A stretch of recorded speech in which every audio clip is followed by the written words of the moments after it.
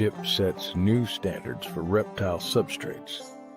Made from the highest quality coconut available anywhere in the world, our products allow enthusiasts to provide their reptiles with the necessary humidity and thermoregulation required to allow their animals to thrive. In the world of reptile care, the substrate forms the very foundation of a healthy and vibrant habitat. At Reptichip, we've taken this essential element and elevated it to unparalleled heights, blending innovation with sustainability to create a product that stands in a league of its own. Our journey began with a simple yet profound motto: all of our products are made by reptile people, for reptile people. Today, we stand as a beacon of quality and trust, embraced by novice and expert reptile enthusiasts alike. From the meticulous selection of raw materials to our veteran-led approach to business, every facet of Reptichip reflects a deep-rooted commitment to excellence. Discover why Reptichip is the preferred choice for reptile enthusiasts around the globe. Our foundation is deeply rooted in passion, quality, and community engagement, setting us apart as a unique leader in the industry. Don't be a Reptivich. Be a Repti bro. Visit us now at Reptichip.com.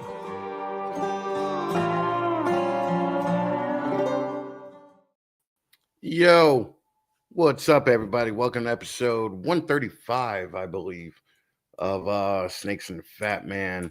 I got Dave Levinson here tonight. I got Bobby Covek here tonight.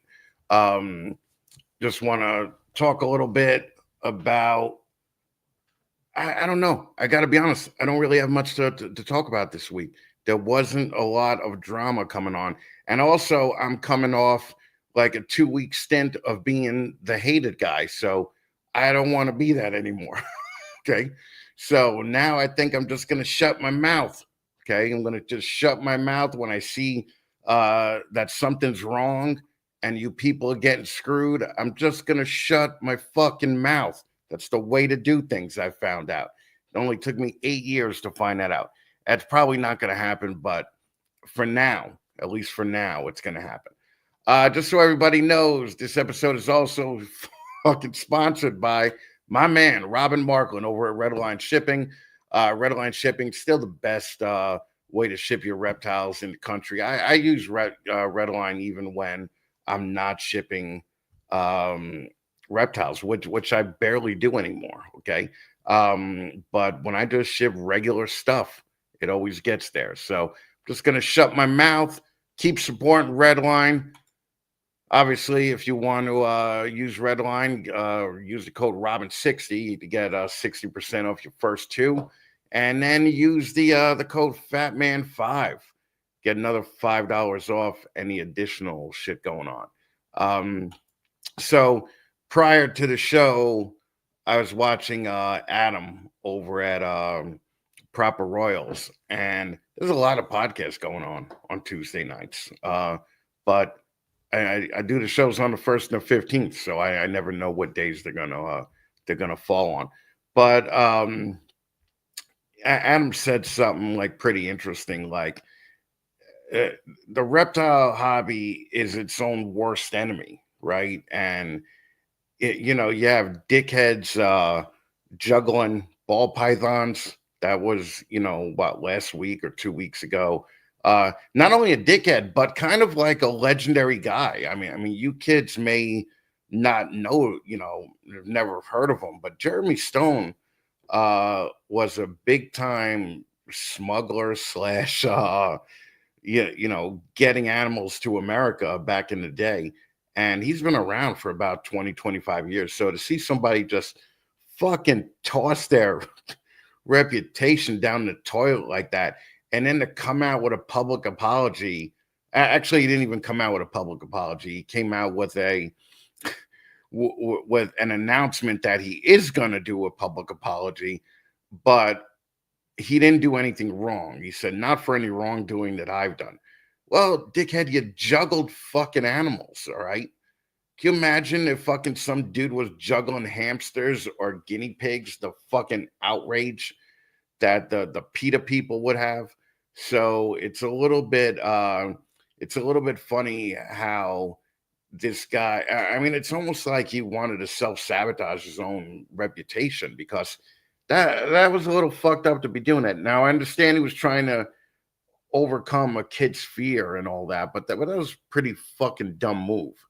I know I'm just rehashing things that Adam talked about, but the green check mark is available to everybody now, which I really don't give a fuck. All right, fucking, I don't believe it was done out of respect for the customer. I believe it was done just because of the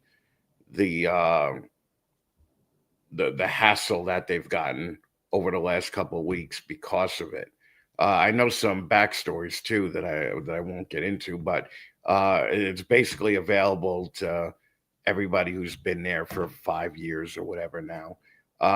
Again, don't think it's a sincere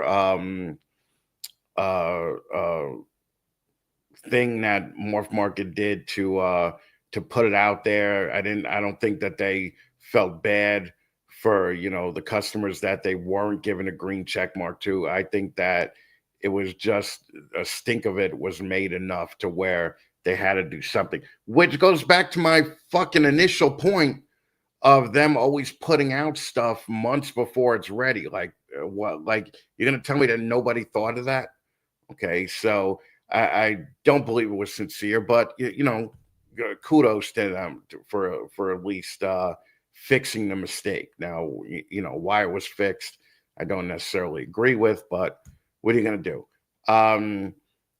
And let's see. The third thing I want to talk about is just the fact that everybody went off on this juggler and nobody's ever heard of him.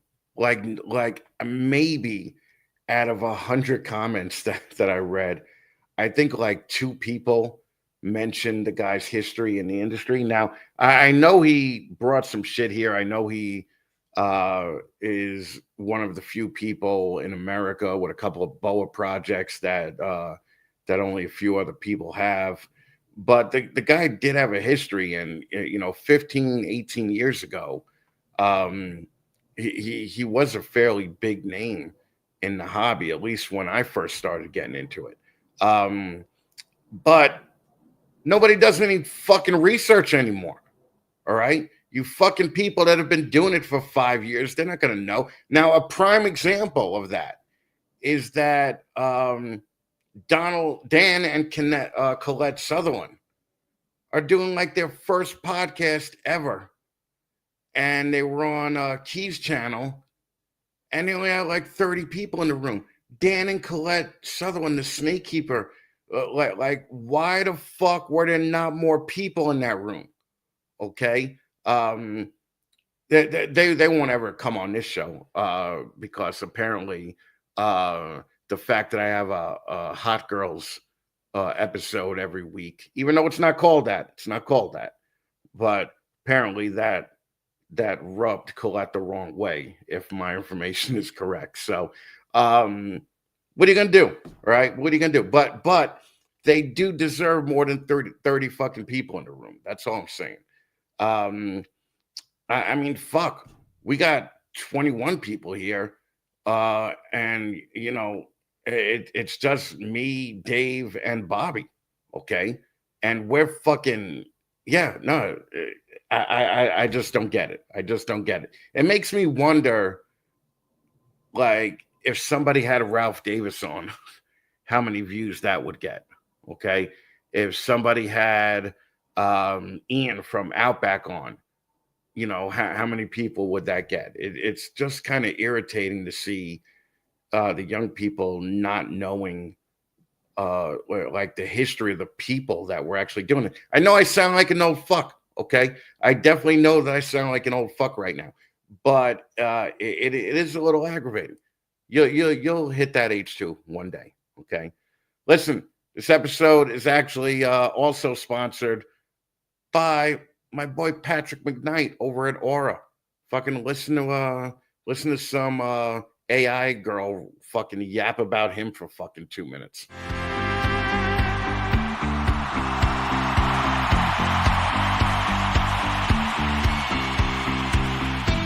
Have you been to a reptile show recently? Hundreds of vendors, thousands of animals, and an average of less than 20% of those vendors making any money at all. Have you been to Morph Market recently? There are currently over 40,000 ball pythons for sale on the Double M, with many animals staying there for months, sometimes years at a time. In this insanely competitive marketplace, what are you going to do to stand out? I'll tell you what the you're going to do. Aura Reptiles offer premier consultation services on everything from breeding plans to current market trends. Patrick McKnight has been one of the most successful mainstays in the ball python hobby for the past 15 years and can assist you with pairings, marketing plans, and advertising. Be smart enough to know what you don't know.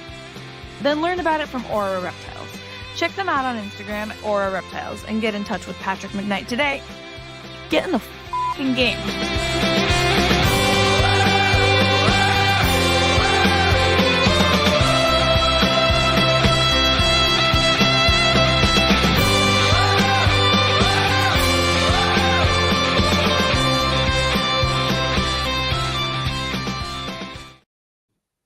All right, go check out Aura Reptiles. Let's see what we got going on here tonight. Listen, we're going to have a fun conversation or conversations with Dave and Bobby tonight. So thank you for sticking around. If you think that we deserve any type of super chats, throw them our way, okay? It helps the show fucking move on. And I got to do an extra little more promotion now that I'm coming off of 3 weeks of fucking hate from the fucking pet people. So, help me out. All right, Shauna, who do we have here tonight? Let's see. Oh, we got Shauna Corner. I already knew that you were here, though. Okay. Timothy, what's up, brother? Thank you so much for stopping by again. I appreciate you coming to all the shit that we do here. Who else do we got here? HJS, Rich and Sarah, Patreon members. More importantly, they're helping us out tremendously with the Operation Deeds Not Words campaign.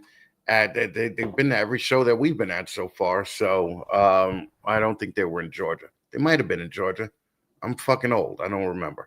But either way, Rich and Sarah, go check them out. Blazing Blue Tongues, thank you for stopping by. I appreciate you, man. Let's see. 319, Chris Ferenzi, fucking Patreon member. Thank you so much for all you do, Chris. And thank you for taking part in the Deeds Not Words campaign. Heathen Hatchery, Brian, what's up, brother? How you doing, man? Hope everything is well. Chain Reaction Exotics, my boy Danny Cadena, fucking repping Deeds Not Words at the Arlington show, or it's not the Arlington show anymore. It's the Dallas show, but I appreciate you, man. I hope you did well at the show. DNA Reptilia, that's my boy.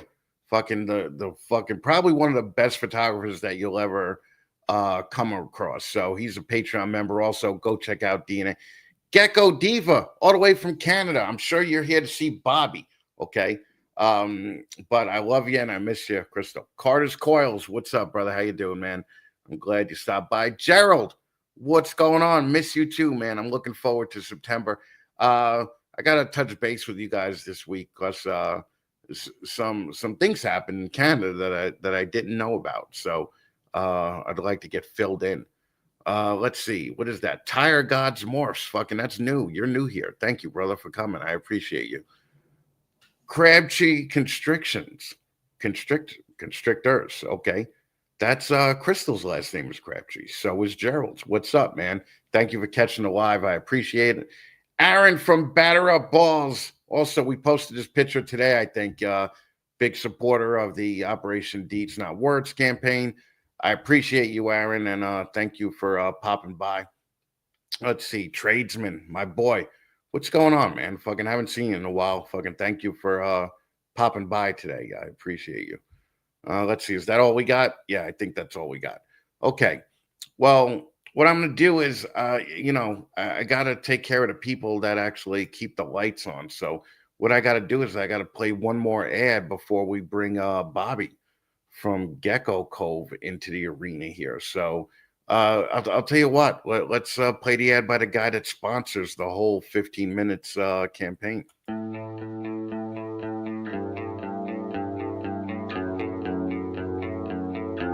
The ball python industry has never been more complex, but managing your collection, it's about to get a whole lot easier with Clutch.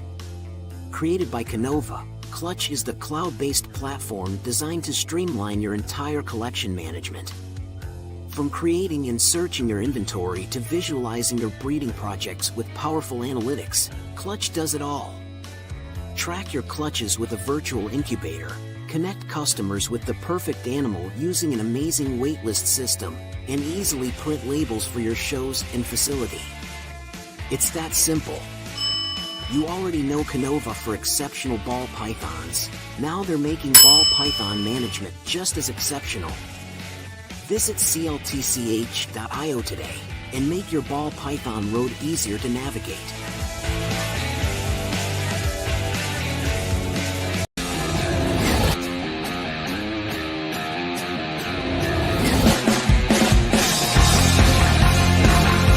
Ladies and gentlemen, boys and girls, children of all ages, Snakes and the Fatman proudly brings to you its new breeder segment, 15 Minutes of Lame! What's up, guys? It's Justin at Kenova. For the past 5 years, 15 Minutes of Lame has become a launch pad for so many new successful breeders and a badge of honor in this industry. It's been so amazing to watch the passion and dedication you guys have and to watch your businesses grow. Just remember, the next me might be you. 15 Minutes of Lame!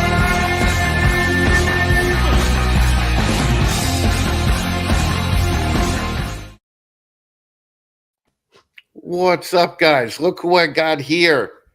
Fucking How's it Bobby going? Covek, a gecko breeder, is on 15 Minutes of Lame again. What's up, Bobby? How you doing? Thanks for having me on, man. No problem. It's listen, it's Bobby's birthday, so everybody fucking say happy birthday to Bobby. Join Gecko Cove on Instagram. Go follow him on YouTube. Do whatever you got to do. Give him a birthday gift, okay? Even if it's not money. Thank you. Yeah, just in the comments, put what you think my age is, and if you're low, that'll make me happy today. How about that? Yeah, he's 40. Everybody tells him he looks 23. That's what he There thinks. you go. Got to stay looking young, right? Yeah, well, The beauty light. I wouldn't know. All right. Gecko breeder. Yep. Why in the fuck are you here? Like, fucking, what made you think this was a good idea? Crystal talked me into it, to be honest with you. She said it's a fun time. I watched her compete in 15 Minutes of Lame last year, and she should have won. Guys, we should have voted more for her. So gotta go defend the Gecko people. Crystal got an unbelievable amount of votes for a gecko person in a ball python contest. You know, so but you know, just because she didn't win doesn't mean that you don't get benefits out of it, you know. So I think her Instagram jumped up a little bit, so it's definitely worth it. And I'm glad that you're here because I'm gonna have a couple other gecko people on also, this year in the second half of the year. So I'm excited to talk to you people. Right off the bat, you know how this shit works, okay? Yep. You got 15 minutes. We're gonna put it on the clock right about now. Let's see here. If anybody heard this ding 3 times during the intro, it's because I kept fucking it up. So I'm sorry. All right. All right. All right. There we go. And we're off. Here we go. Fucking welcome, Bobby. What kind of geckos right off the bat? Gargoyle geckos exclusively. So I That's just think they look like little mini alligators and they're badass. You don't do any of this bullshit fucking crested gecko, leopard gecko, fucking satanic gecko, just gargoyles. No, just gargoyle geckos. I've had a bunch of them. I've had them all, everything you've named basically so far. I've had it as a pet or just here and there. I thought maybe, okay, I'm going to expand and reach out into crested geckos or chihuahuas or, all these different species. And I just always come back to the gargoyles. They're the ones that keep my interest. I like to change things up all the time. And so to find something I'm this passionate about and really into, it's really been a beautiful thing over the last few years. Well, it's also great because you're doing so well at it, yet you don't have a ton of inventory, really. No, I'm sold out as far as last year's productions. I produced about 50 babies. I only kept one as a holdback, and the rest were all sold. You know, I'm not in it for the money. I just really want to keep my collection small and focus in on the highest quality possible. So whether that means, you know, selling some, trading some, and just getting you know, I'm always kind of looking for the next thing to build on. I'm always looking about 2 to 3 years out, which sometimes is a detriment. You know, I'm impulsive sometimes, but overall it's worked out really well for me. And this year is just going to be insane. I hatched out my very first baby recently and it is stunning. I mean, color everywhere. So I'm excited. I don't know much about gargoyle geckos. Are there morphs? Are there different types of morphs there? See, I'm a really simple guy. I love crested geckos, and don't get me wrong with all their morphs and all the craziness that there is, but with gargoyles, it's a lot simpler. There's stripes and reticulated blotches. Where it gets a little bit hairy is there's a pattern color, and then there's a base color. And so trying to understand how those genetics work with them being polymorphic, I don't think, unless you're Paul Morlock from Rack House, I don't think anybody truly understands exactly how things work there. And so you put the best looking ones together with the qualities that you want, and you look at lineage and things like that, and you try to make your best educated guess on what they're going to produce. But at the end of the day, it's kind of a genetic lottery, and especially with polymorphism, it's even more fun to kind of roll the dice. And when you get something good, man, it's Christmas morning. It's fantastic. Well, and you did something that that I respect a lot, that I don't see a lot of people do, is you found a species that wasn't really mega popular. I mean, they're not, you know, still mega popular, and you took it and you made it your own little niche, right? And what does a gargoyle gecko go for these days? I don't even know. It ranges. Yeah, I appreciate. I mean, I looked at all the other species, kind of, you know, why I picked them is just because, you know, they were a little bit more unique. They weren't, everybody didn't have one. And so they hold their value a little bit more. Typically I sell my babies from anywhere from around, you know, on the very low end, 250, 300, all the way up to, I sold a gecko for $5,000 this year. So, it really just ranges there on color and quality and lineage. But I would say the cheapest you're going to find one, you know, I'm starting to see them around 150. I don't really love that, but it is what it is. And who the fuck did you sell a $5,000 gargoyle gecko to? Obviously, that was another breeder, right? Oh, it's another breeder. And Yeah. so that's a tangent of mine that I, you know, you listen to some people, whether it's gargoyle geckos or any other species, they get so hung up on not, you know, sharing secrets and oh, it's another breeder. Do I want to sell this to them? Guys, breeders are the best customers because they know what they're looking for. They're no bullshit. They have the money to spend. Some of my best friends I've made in this hobby are all breeders, and you know, they're also, some of them are some of the best, you know, traders or, you know, customers. So I agree with that 100%. That yeah, $300 customer is so much more of a pain in the ass than $1,000 customer, you know. Yeah. So I encourage the breeder, you know, selling and buying too. That $300 breeder can turn into the $3,000, you know, the customer turns into the breeder. You know, I've got some friends that, you know, in my time, they've mentored me, right? And I mean, my first gecko was $400, which I thought was crazy expensive. Right. And, you know, now I'm looking back and I got a great deal because this guy was just great. And I kind of coached me up. And so I try to do the same thing. I'm not an expert. I've only been doing this since 2020. But I definitely dove in, you know, head first. And so I know what I'm talking about to a good degree. And so I kind of help other people who buy from me. And, you know, I've got some people who've bought 5-6 geckos from me, and every time it's a little bit higher quality, a little bit better because they've got the bug, and you know, they see the passion. And there's something that also I noticed with the gecko community. Actually, it's with every other community but the ball python community. You guys don't have a problem selling to your potential competition, right? Whereas with ball pythons, that's kind of all they do. Is everybody that buys a ball python could theoretically turn around and be a breeder. I say that all the time because fucking people don't get into ball pythons because they love them. Because if they loved them, you'd see a bunch of normals everywhere. And also you'd see, you'd see motherfuckers with just one ball python if they love Yep. them, but everybody has 15, 18. They want to breed. They want to make some kind of money out of it. So is it the same with the gargoyles?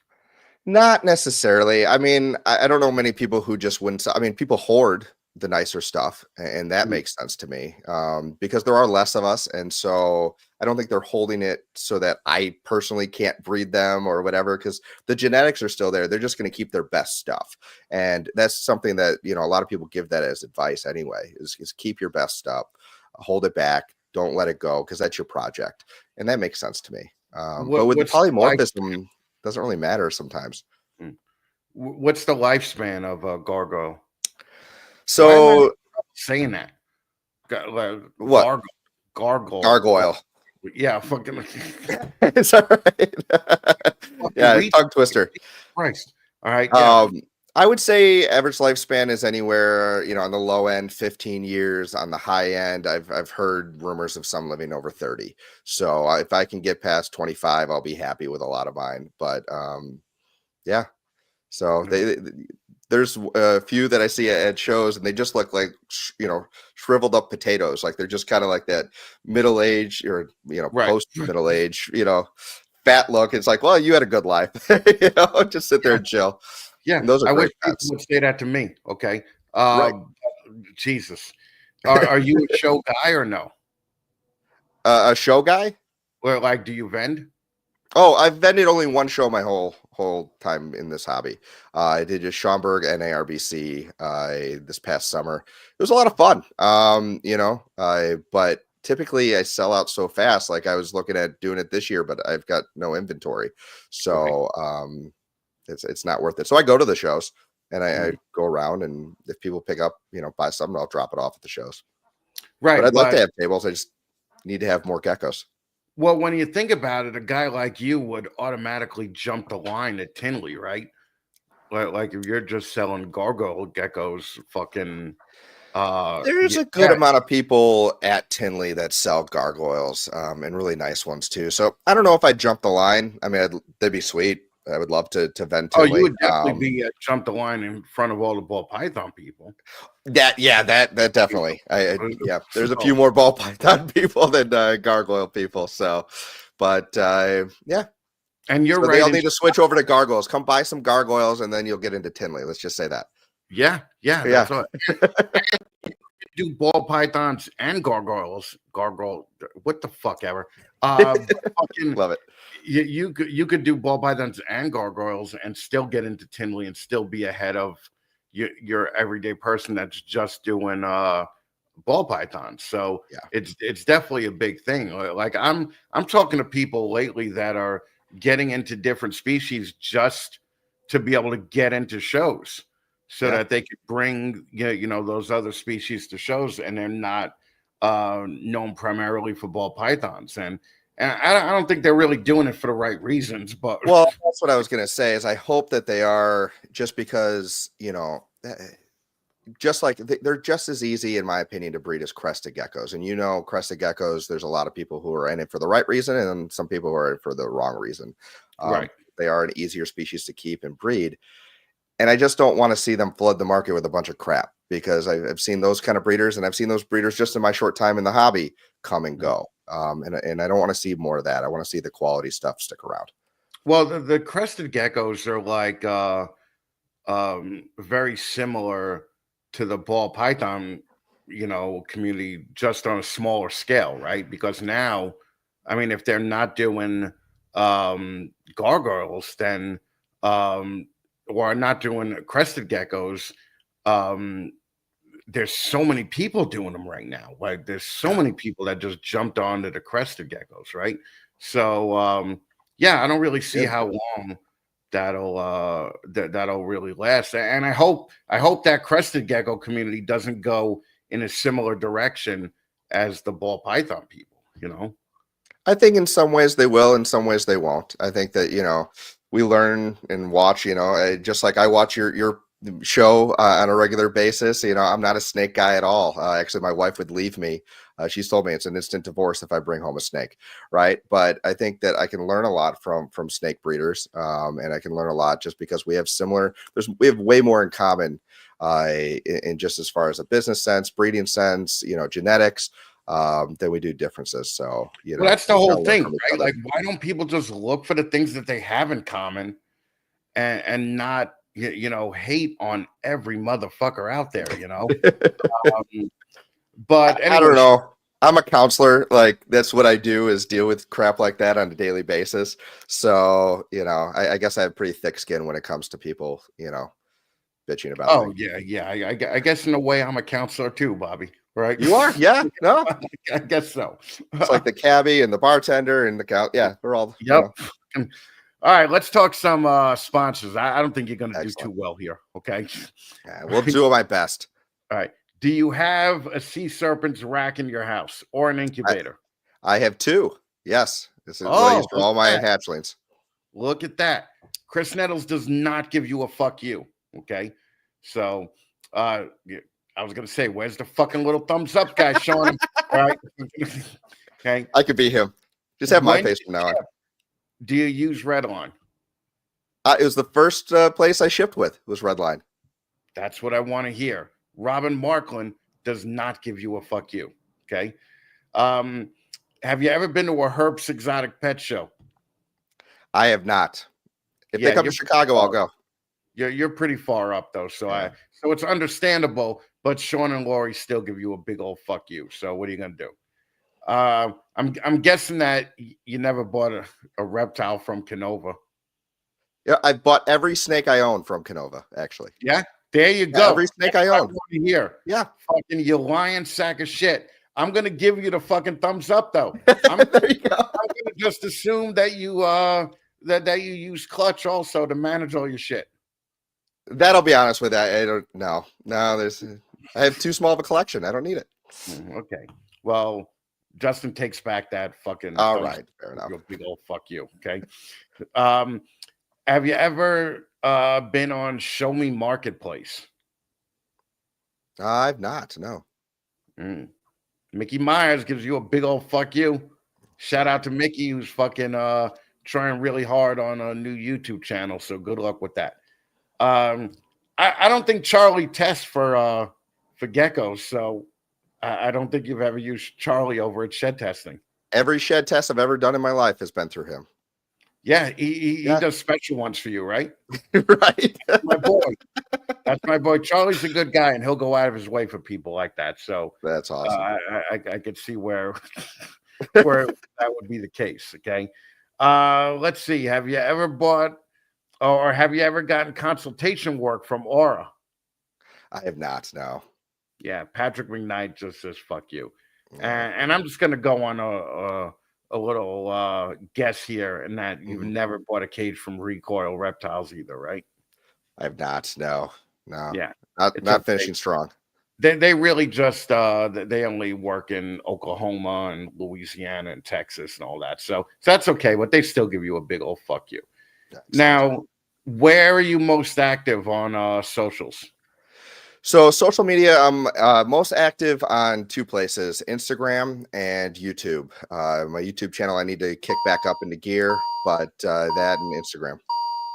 Well, that's one of the reasons that I wanted you on, because somebody told me how great your production value was. But it doesn't matter, okay? Doesn't matter, because you turned up, okay? But you're a very charming fucking little fella, I got to tell you.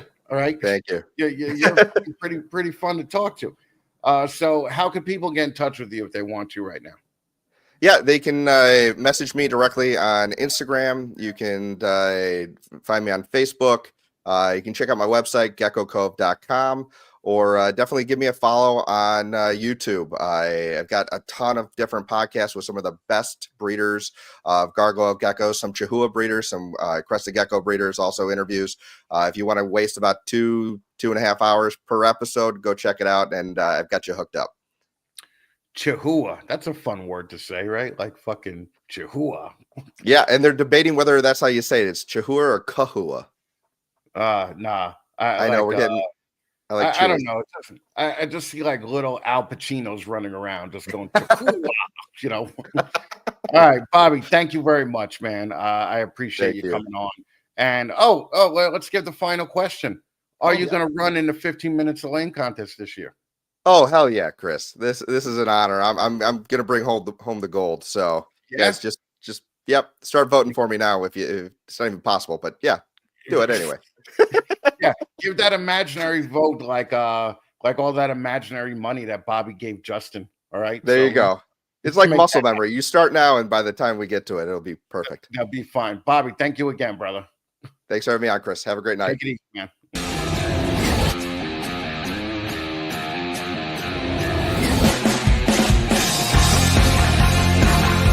Ladies and gentlemen, boys and girls, children of all ages, Snakes in the Fatman proudly brings to you its new breeder segment, 15 Minutes of Lame! What's up, guys? It's Justin at Kenova. For the past 5 years, 50 Minutes of Lame has become a launch pad for so many new successful breeders and a badge of honor in this industry. It's been so amazing to watch the passion and dedication you guys have and to watch your businesses grow. Just remember, the next me might be you. 15 Minutes of Lame!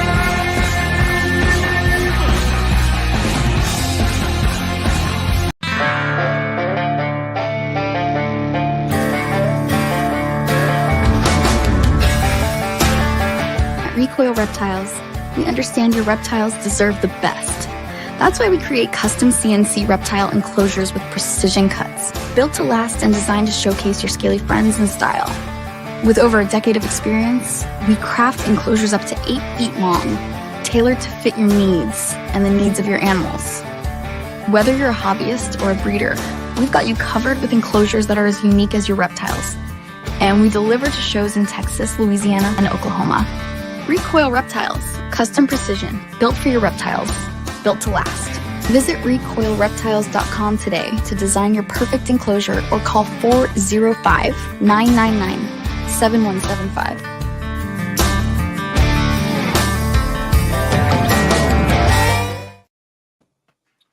Look at this morose motherfucker I got here. All right. Looks like somebody shit in your cereal. Oh, well, thank you, buddy. Right. What's going on, Dave? Just another night, another podcast, man. Back to back. I know you're fresh in the middle of your fucking I'm going to be on a podcast every day of the week promotion tour. Fucking that I got you the second day, right? Yeah, but you pre-planned this weeks ago. We pre-planned this months ago, right? So that's why I was shocked, all right? Just shocked that you're on 5 different ones this week. But I'm also glad that you're on 5 different ones because you're on 5 actual different ones that everybody's going to talk to you about different things on, right? Yeah, different night, different conversation. I might be driving to Tallahassee now on Thursday for a delivery, so I might just do 3 podcasts, not 5 podcasts. Oh, man. Look at how far is Tallahassee from you? 13 and a half hours. Jesus, dude. Better be worth the money. It's worth it. I'm going to go down with Mike Schultz for a day, maybe go visit a couple people and come home. It's going to be quick. Right. Very cool. All right. Fucking talk to me about what's going on. All right. The reptile hobby feels fragmented, but it also seems to be getting more attention now than ever. So why do you think that is? The fragmentation part and the more popular part? Where do you get the more popular part? Well, because companies like Chewy are coming in. Okay. You know, I mean, like Adam said on his show tonight, you know, if Chewy puts a ball python on their front page and they get 20 million hits a month, you think that's not going to do something for the ball python breeders in the country, you know? So that's one of the reasons why I think it's more popular now than ever. No, I mean, from that regard, I think it's going to bring people in the hobby that wouldn't have come in otherwise. I think it's going to put different eyes on it that might not have seen it through Morph Market or any other Google option. Show me reptiles. I don't know, man.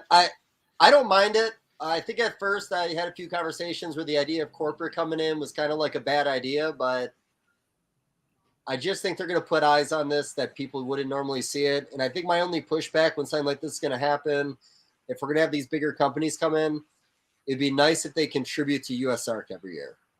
Chewy, I say PetSmart, Petco. If they enjoy selling reptiles and reptile products, it'd be nice if they gave something back to the community so we could keep this going. Well, I mean, it would be remarkable if Petco gave to USARK, because I've seen damn near dead reptiles in Petco, you know. So you don't really you want to push the giving to USARK, but you don't want people to be hypocritical about it at the same time. USARK is basically there's it's still just Phil, right? Well, I think at this past Daytona, they showed at least 1 or 2 new lawyers that have come on to help. So, Okay. and, I know Vanessa does a lot with them. There's a lot of people behind the scenes that help, but for the most part, Goss is the face. Goss is keeping up with everything. I don't know, social media, they're kind of doing it, but they never really picked up on social media. Right. Yeah. Yeah, because I see some of their posts on social media and USARK and USARK Florida, and they're not engaging at all, you know. So it doesn't make people want to give. But also, I recall on a show that I saw you on, I don't know, maybe a year or two ago, you were talking about, like, obviously Phil needs help, right? So wouldn't it be beneficial to USARK if some of that money that they raised was put towards a marketing person there? I know there's a few different ways to go about this, and I think the comparison I made was one of my dad's ex-wives worked for the Boys and Girls Club, and her job was to raise like $4.2 million a year for the Sarasota club. And essentially, by hitting her goal, she essentially made a commission on that number. So compared to offering somebody a salary, if they're going to go out and maybe chase some of the bigger companies that wouldn't normally be noticing or trying to donate, if you had 3 clients, and I saw Alex popped up and said that Chewy does donate, which is awesome. But if he had 2 clients to see, and that was Petco and PetSmart, and every year, again, write one little check, keep this going. I think back in the day, from what I heard, and this was years ago, I think Petco alone was spending like $8 million a year to buy wholesale animals to put in their stores. I think the markup is what, 300% on a thing like that, sometimes more. So roughly they could be doing like $2.5 to $3 million a year. No, I did that wrong. I added a 0 on that, didn't I? No, I got that right. No, I got that. No, I think you got it right. Yeah. I got it right. So long story short, if they even gave like 2% of their earnings back to USARK every year to, again, protect the animals that they're selling in their stores, that guy could make his commission off of 2 companies. So there's always different ways. But, when you get to nonprofit, when people start getting written salaries to work for nonprofits, even though that's necessary, sometimes it has a bad look, bad taste in people's mouths. So commission-based guy, go get some big people to help out in the community that might not usually, and throw them a shout out. Right, because I think that Phil is capable of doing it. I just don't think that Phil has the time to do it. And I think that's true, and that's why maybe adding somebody else to just be out there doing something that's unrelated to what he does could be beneficial. And again, if they're doing it based on commission and the money coming in, it's not like they're taking really from the community, they're earning from the community. Right. Yeah, I mean, that would be something that they could at least try for a year, right? I mean, it would definitely be, I'd like to see them try to do more than depend on, Tinley donations and membership donations to do this. But I also understand it's a numbers game. And when you go in, to a legislator, you want to tell them you have 3 million, people that are members of your, particular organization. But I think they could bypass the membership thing by just getting more money in, Yeah. I think memberships have always been a problem with USARK, and I'm not sure if it's gotten better over the years. I don't remember what the exact numbers were, but it was kind of a surprisingly low number.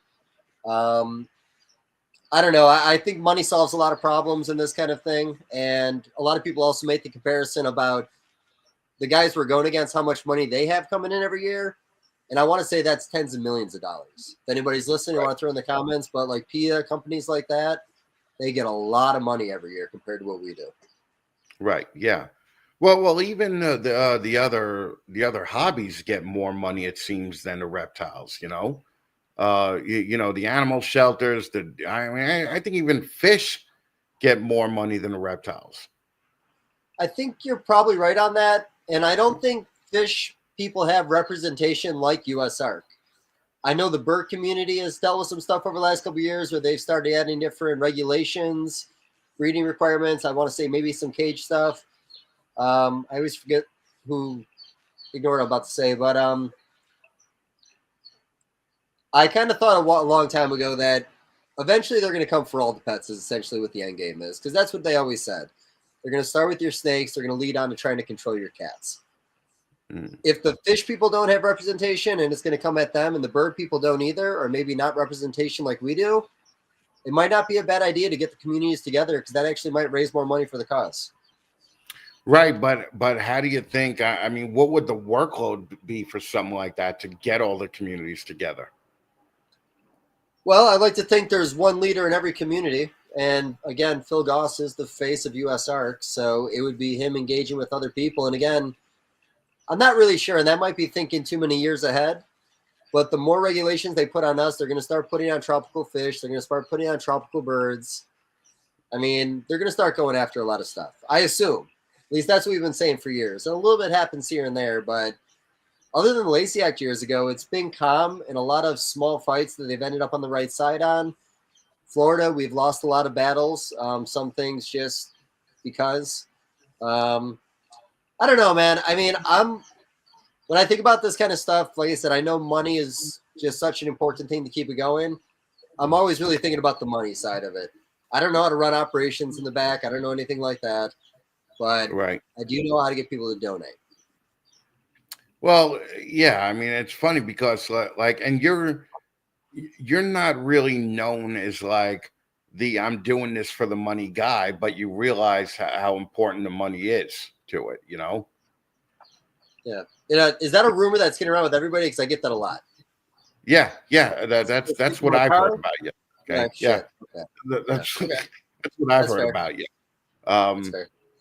So also, what's been going on with sales lately? Are you still even attempting ball pythons, or are you out into boas and other species back in with that? I'm always going to have ball pythons. The size of my collection will probably always be changing. To be honest with you, I'm still trying to bring down my numbers some, but there's a lot of shows where I depend on my ball python sales. And then there's some shows I don't expect to do well on ball pythons, and the other stuff helps me out. The boa constrictors, like you said, colubrids. But I mean, we've been running pretty steady. We haven't really done a lot of the auction stuff on any of the platforms yet. Every once in a while, just because we have a few free ones with Morph Mark with our account, we'll use them up. Sometimes 2 or 3 months go by and we never use them. We kind of mix it up a little bit with sales every once in a while, which I think helps out a lot. A lot of times those sales will incline someone to buy multiple animals. And honestly, some of these animals aren't worth a lot, and you got to do a sale.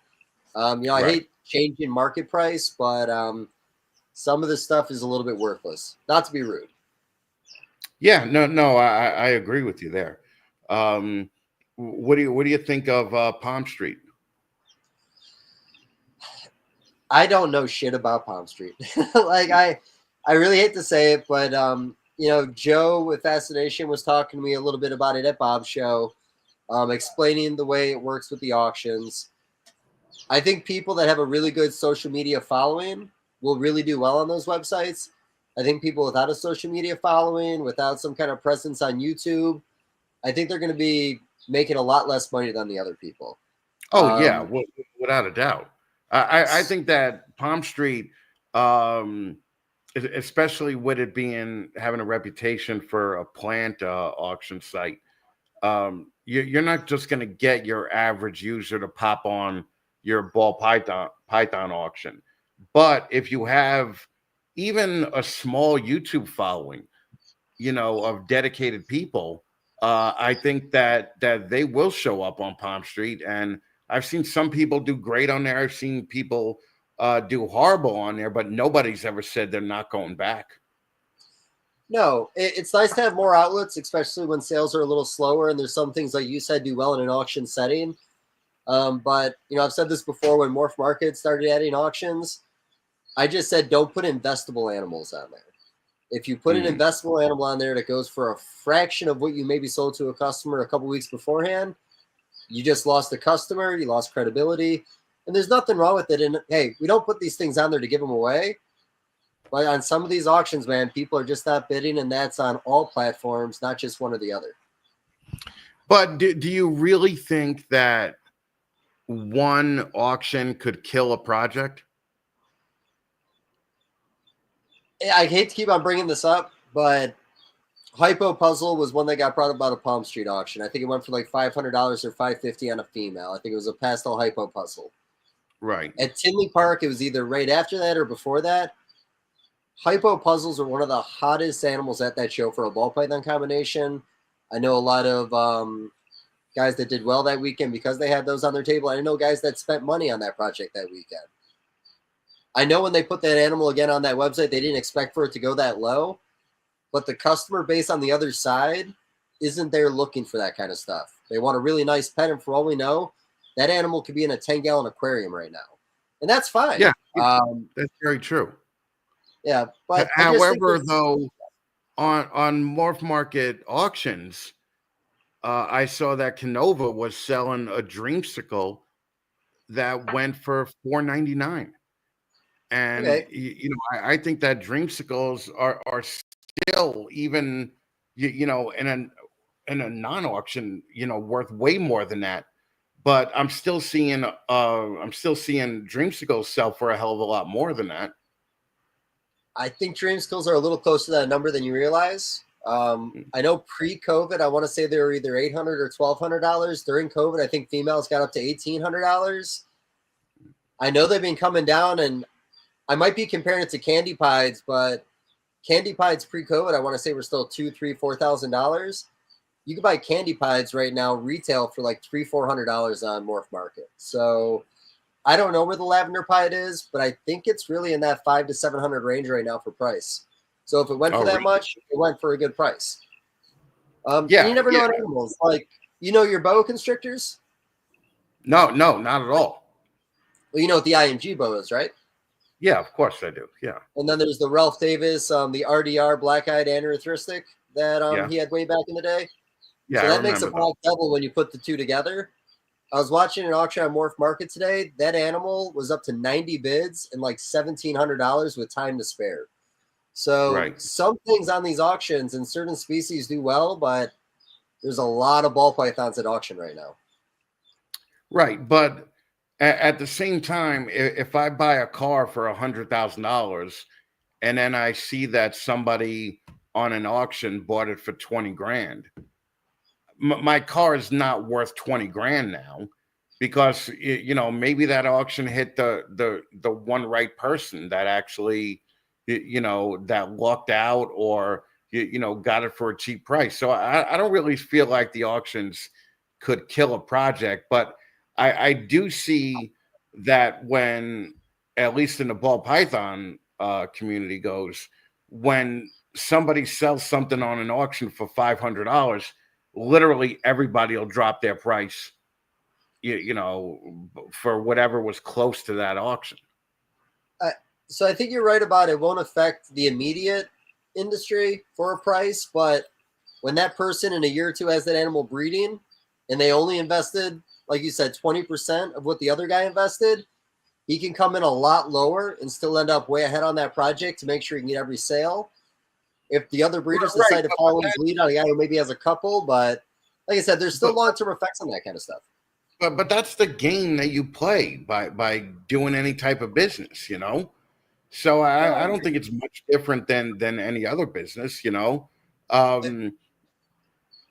When you invest a lot of money, you have to expect to lose it. You know, some people have invested a ton of money and they made a ton of money.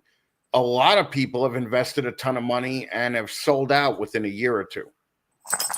No, you're right. Here's the thing, and again, I'm not anti-auction. I'm anti certain animals not to put on auction. And you remember the reptile ring, right? Yeah, of course, Wilbanks. Yeah, Wilbanks. So Wilbanks sold it to I think it's another name we're not allowed to say in the hobby anymore. yeah. And after he had bought it, he had reached out to me because when Ben was on that site, I think he did almost like $1 million in sales. And Right. a lot of that was overseas buyers. A lot of that was multi-animal orders. He did very well. I mean, the auctions were a big part of his survival. So, again, if used the right way, the auction thing does work out. But the only difference nowadays is before it was more exclusive. Only a few guys were able to use it. Now the entire industry has multiple sites they can go to try to auction an animal off. And again, I'm not anti-auction because I've done them. I wouldn't throw away animals on there because you think it's going to go for a lot of money. If it's an investment animal you have faith in, have a little more faith in your sales ability. Right. Yeah. No, I agree with that too. I also agree that you know, a company like Palm Street is more geared towards impulse buyers, right? So an impulse buyer is not going to sell a $2,000 snake on there. I just don't believe that's going to happen. But if that person brings in their own people and they see that they could get that animal at a lower price, I think that's one of the benefits of Palm Street. I agree with that. Like I said, another auction site is not a bad thing. I think it's a different concept. It's a different way of presenting your animal to the public. On Morph Market, you're looking at a picture. On Palm Street, you're interacting with a breeder. Like I said, it's a little different. And I think a lot of people that go on there that, again, have social media presence are going to succeed. If Emily with Snake Discovery was on there selling hognose that were worth $80, they'd probably go for $300, $400, $500. Right. Because Yeah, somebody exactly. would still want to be able to say they got a pet from her. So, like I said, certain people will absolutely thrive on there and it'll be very beneficial, and other people will make money, but they'll just have an understanding going in. You're probably going to take a little less because that's just what happens with an auction. Right. Yeah, exactly. And also, I'm not mad at the auction fees that Palm Street charges, because if you go to an auction house on anything, on even a cattle auction, the company running the auction takes a fee out of everything. So I'm not really mad at that either. So I see Palm Street really like making moves in the next year or so. Well, another thing too is, and I don't know if you know the answer to this, but how long has it been since reptile community people have been on that site selling animals? Is it something like last 5 months, last year, last couple years? It's under a year. Yeah. All right. So it could still turn on the more people that go on there. As long as they're comfortable sitting in front of camera and trying to sell an animal and not talking people out of giving you money. I don't know how I would do anything like that. I'd probably just weird people out. Maybe not. But I don't know. Like I said, it's not like anything against Palm Street, because like I said, I don't even really utilize the Morph Market auctions very often either. I've had auctions that tip my fingers every month, and a lot of times I just let them expire. So I'm not the best guy to ask because it's not something I've ever used in the hobby a lot. And I did do the reptile ring for a little while, and after a few rounds, it wasn't getting the traction I thought it was. Animals were going way too cheap. I just stopped using it. Right. Well, reptile ring, I remember we made quite a bit of money off the reptile ring, but we actually spent a lot of money on the reptile ring also. Now, switching things up a little, because you said you'd probably creep someone out if you were on camera trying to sell an animal. Have you ever considered changing the look a little bit so that you don't freak anybody out? Like soften the look a little bit? Yeah, like when I first met you, you had the handlebar mustache. Fucking, you were very clean looking. A little softer. Yeah, a little softer. Yeah. Well, I'll be honest. I think I look the best I've ever looked in my entire life right now. Okay. Well, Yeah, so I think I'm gonna keep going with this. It's less about the appearance, it's more about what I say sometimes. Why I might not be good in an auction setting. I always say, like, oh yeah, I understand that too. Yeah, I'm a 21 and older crowd. I mean, 18 and over maybe, but like, I shouldn't be doing silly things that little kids should see. How about that? So Yeah, my brand might agree. not work for that. I agree with that. I just keep 100 yards away from it. How about that? Yeah, no, I know. You got to register when you move somewhere. I get it.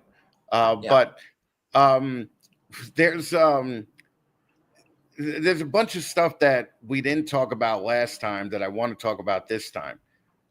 For a while, you were majorly into skinks, right? Blue tongues. Still am. Still am. Okay. So what's your take on that? Because I remember 5 years ago, 8 years ago, everybody was saying that they're going to be the next bearded dragon. Why don't you think that that's taken off to what it should be? Yeah. So one big factor was Brian Barczyk going and meeting Joe Ball in Australia, coming back and starting to talk about him on snake bites. Right. While that was going on, Joe Ball was making next level combinations, melanistic albinos. You know, now they have like pie projects over there. Back then, the skinks looked amazing over there. So of course, everybody in the United States just assumed we were going to get stuff like that. Plus, there was only a few breeders in the United States really breeding skinks, and simultaneously, me, Brian Barczyk, and Bill Brandt, and a lot of other guys in the hobby, a guy named Austin, list goes on. We're buying every single skink that hit the market around like 2015 or 16, which inflated the price because there was only a few breeders out there. Bill Brandt was willing to buy like 50 to 100 at a time. I mean, Brian, I think, bought somewhere between 50 to 100 from me over a couple baby seasons. So I think we inflated the price because the supply was low and the demand became real crazy overnight, including the pet market. I was helping Ray Gerge sell animals back then that he was calling double head or triple head, which may have just been line bred traits. And he had them on the table for $1,500 to $1,700. They looked fairly normal, and people were buying them as pets. And that was the Barczyk effect. Then Barczyk stopped talking about them, and they started fading a little bit. We didn't get the mutations in. Now we do. Heather, Ron St. Pierre down there have a ton of stuff they're working with. I don't know what to think about it because I think it's an awesome species.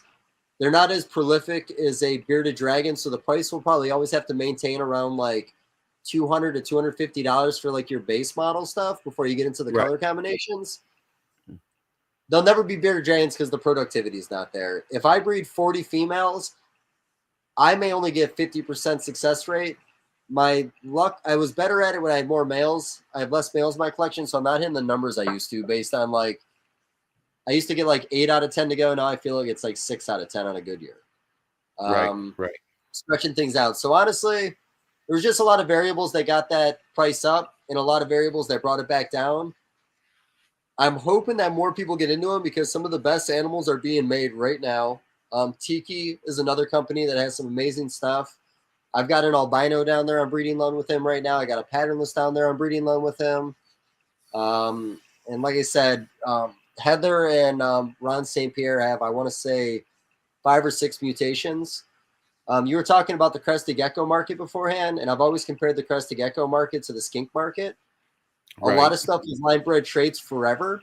And then all of a sudden you had morphs introduced to the crested gecko community and it blew up. A lot of those animals went overseas.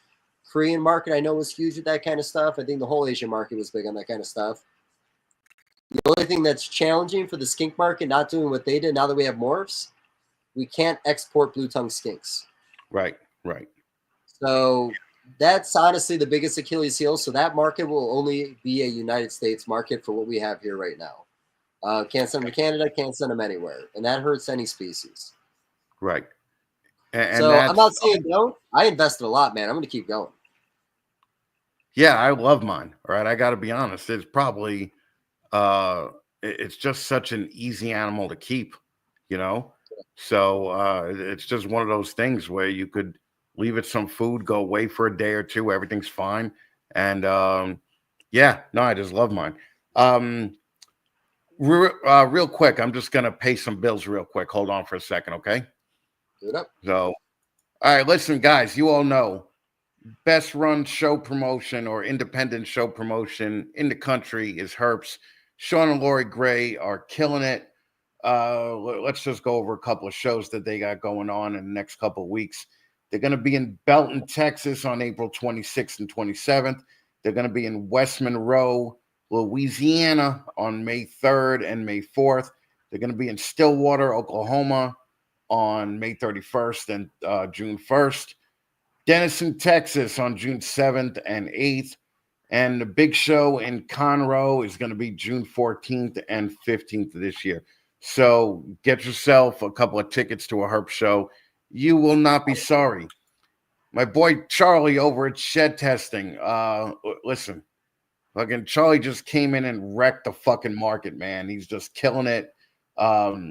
He's doing things that people have spent millions of dollars setting up, and Charlie's doing it out of his house. Okay, so Charlie's the guy to use. All right, Charlie's a big disruptor in the shed testing market. Everything from albino and asphalt to hurricane and lesser, puzzle, special, sunset, yellow belly. They also got zebra now.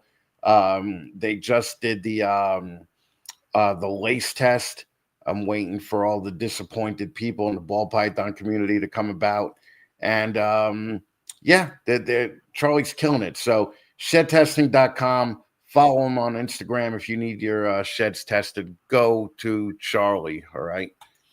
Oh, by the way, there's some kind of discount code. I think it's Fatman 20. You get 20% off your shed tests with that code.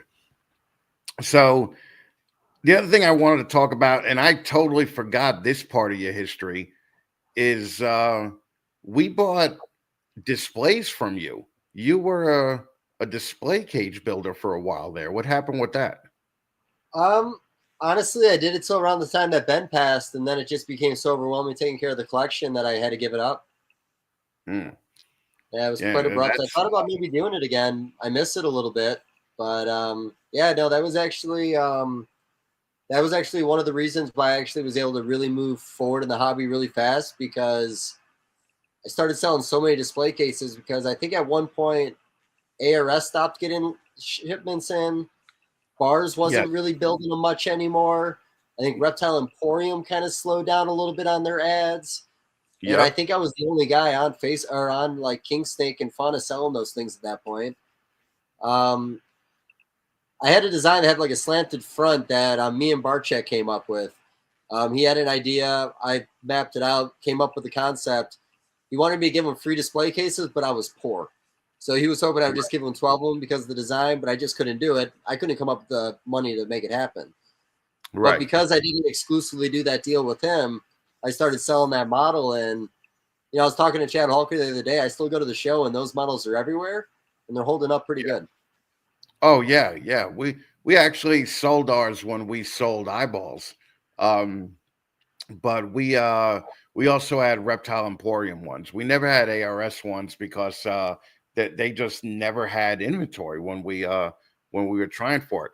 But nowadays, like every fucking Tom, Dick, and Harry are looking for display cases. So I think you should get back into it. That would be a definite moneymaker, man. Especially I mean, I don't know what the prices would be with all the tariffs going on and all that other shit, but I would think that you could definitely make a profit off that. But how long did it take you to make one of those? Because you knew it was, you know, made handcrafted by Dave Levinson, you know, when we bought ours. So I'm going to bore you a little bit, and also it's very fitting for the Dave Levinson brand. So I get it pre-cut in all the pieces I need to assemble. And then I go in a shed that was like 6 feet by 6 feet with a router table I built myself and a rusty drill press. I drill all the holes one by one on the back.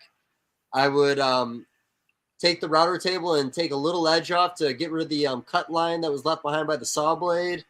I would heat treat it with MAP gas to make it nice and shiny. And then I sat down at a table, I put on Dexter, and I just build for like 9 hours a day. I think every one of those models took like 3 hours for me to build. But Right. I think I hate to say what I was making, but I think I was making like $50 an hour building those things, and I was knocking out like 3 of them a day. Right. And my turnaround time was the best in the industry because everything was built to order, and I think I had about a 2-week lead time. Right. Yeah. No, I remember we needed them for a show, and I called you, and you were like, "Yeah, we'll take them." But yeah, that was, I always wondered what happened to that, because that was something that you were really good at. Not saying that you're not good at breeding, but I'm saying that those cases hold up. And I noticed that Chad had them on his table also. Okay. Yeah. The only one thing that was annoying was that what's annoying about every other goddamn cage builder is that you guys use the same key. All right. So I could have went to Chad's table and just fucking, Yeah. popped out and got a fucking puzzle from him. But that's the only one thing that I always found annoying that ARS did and you guys did. Reptile Emporium too.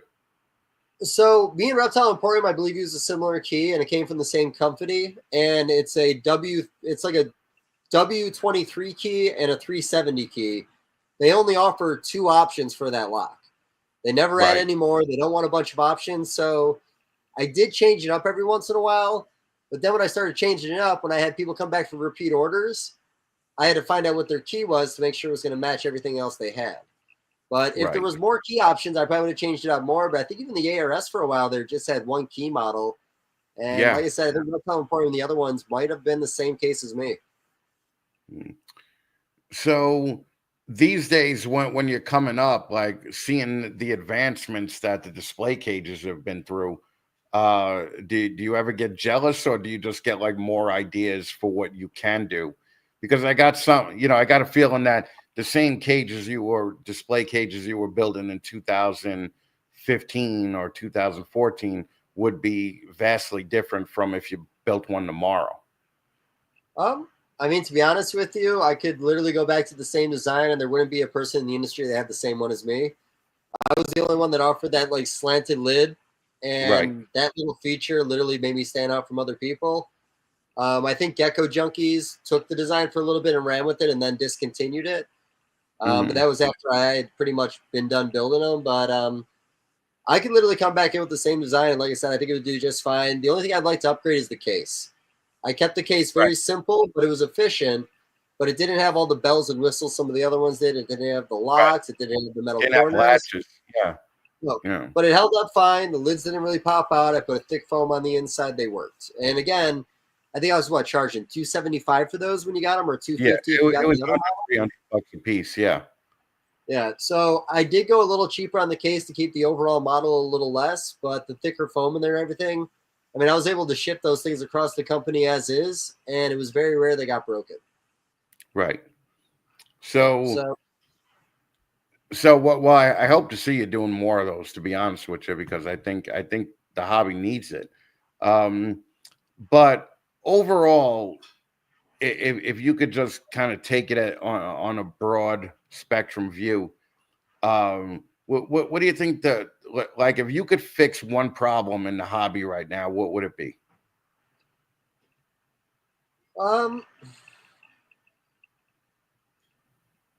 I always talk about, well, I don't even know if it's really problems, man, but, I always talk about, like, self-policing, and this is less about how we make money, but, like, some of these things of irresponsible people in this hobby that we keep sharing really reflects badly on the hobby.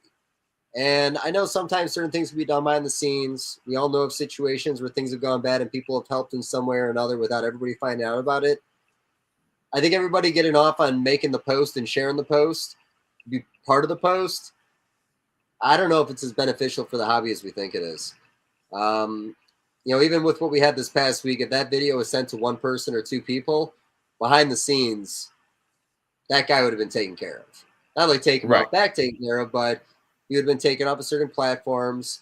He may have lost opportunities to work at certain shows. It didn't have to go as far as it did. And I'm always worried that there's going to be some kind of repercussion. South Carolina with their new venomous laws with keeping, because that guy got bit by the taipan. Yeah. I mean, Just unfortunate the way that works in the hobby sometimes. We're our own worst enemy, I guess is the way of putting it. But don't you think that it also needs to be brought to light? Now, I'm just playing devil's advocate because I kind of agree with you that the argument over self-policing is that we've tried to do that and we failed at that. And I'm not even saying we, because I'm not really even in the hobby anymore, but I'm saying that the hobby has tried to do that countless times and failed. Do you think that maybe if it's brought to light the way the juggler did or the way the taipan guy did, that it would help improve the hobby? I mean, it should scare the fuck out of anybody doing something irresponsible anymore. And I think maybe that'll save a few people from putting a video online that may incriminate them or hurt them in the future accidentally. I don't know. I'm torn, man. I will say I'm in the same boat as you. I've known of a situation in the hobby one time years ago, and I brought it to a few people in the hobby. Nothing came out of it, and then eventually it did go public, and it exploded, and it was a bad look on the hobby. Right. Not everybody wants to please. I wasn't there to wanting to please it. The people I knew close to it didn't want to deal with it. And eventually, it went viral, I guess is the way of putting it. That's kind of like the point that I'm making here, is that everybody sees the problem, but nobody comes up with a solid solution. Everybody's like, yeah, I agree it's a problem, but what are you going to do? I don't have the answer, right? No. Do you think we need people in this hobby? Because I still love this hobby. Do you think that we need people in the hobby to come out and just take charge and just be like, yo, obviously you don't do this. Let's throw this guy off every platform available. I'm not saying bring it back to the old Lee Watson reptile swap days where, if you stole an animal or did something like that, you had a biker gang take you out back and beat the shit out of you in the mud. But I'm saying that, if people don't realize that there's repercussions by now, they're never going to learn it, right? And not for nothing, but I don't see a bunch of fucking dog abusers online, policing themselves either. And the dog people do take people out back and beat the shit out of them. So, maybe we're both wrong and it should go back to the way it was at Lee Watson's, I think there's a few people in this hobby that have more say and more pull than 99.9% of the rest of the hobby. If a few people like that did certain things, I think it would save things from going, in the light of everybody. It's kind of a weird way of taking the conversation. There's probably a million other business things I could have talked about. We're all worried about that documentary that's supposed to come out about the reptile industry, the one that was supposed to happen. Now, I don't think it's going to be as bad as we think. I think the focus isn't going to be as much on the hobby as we think it is. And maybe in the end, the venomous community might be the one hurting, depending on what that content is, because that documentary in the first place was supposed to be about the venomous community. So maybe they self-incriminate, maybe they get hurt, maybe we don't have to worry about it at all. I think we're going to overthink it. I don't think it's going to really be much of anything. I live in Missouri, and they did that chimp crazy, I think it was. Right, yeah. And there's some people, I think, doing a lot of that in the state. I don't know if there's been any major regulations that have changed in my state because of it. And I know that was saw by a lot of people. So we'll see what comes out of that. I think it's going to be okay. But again, let's not make it any worse than it needs to be by giving people the content ahead of time. Right. Well, that chimp crazy thing kind of came and went without much appeal. I think that, shows like Tiger King and these other animal shows, they've just become commonplace now, where it doesn't matter how shitty animals are kept. I do know that the first couple of reptile shops that I went to, they were definitely shitholes, but I didn't know enough to know that they were shitholes. So I think that's the way people are kind of looking at it right now. They could see a zebra that's half dead and be like, oh, I still want to keep a zebra because it's cool to have in my backyard, So I feel like I have no no doubt that the Netflix documentary is not going to be as bad as people think it is. But at the same time, what I'm worried about is them doing more shows like this, because you know what it's like. There could be a very small but loud crowd that riles the thing up more. Like a silent or a very vocal minority. Drawing attention the community might not want to have. I agree with that. It's inevitable. It's going to happen, though. There's really no way of getting around it. It's just when it happens. I don't know how far along they are, but I think they've already done a lot of filming. It might be completely done. There might be an edit. So whatever happens, happens. I've seen a few things over the years that shows. We've had some behind-the-scenes footage of some of the bigger breeders over the years that got leaked, I think, by PETA once or twice. Mm-hmm. Honestly, we really do come unscathed with a lot of the shit that goes public in this community. Going back to the venomous thing, they had the deal in North Carolina where it was either a spitting cobra or something got out. I can't remember exactly what the species was. Like, that kind of shit's crazy, and that freaks people out. Like when you talk to people that aren't in the community and you bring up the fact you're a reptile guy, and for years they would bring up Burmese pythons in the Everglades because that's all they ever heard about on TV.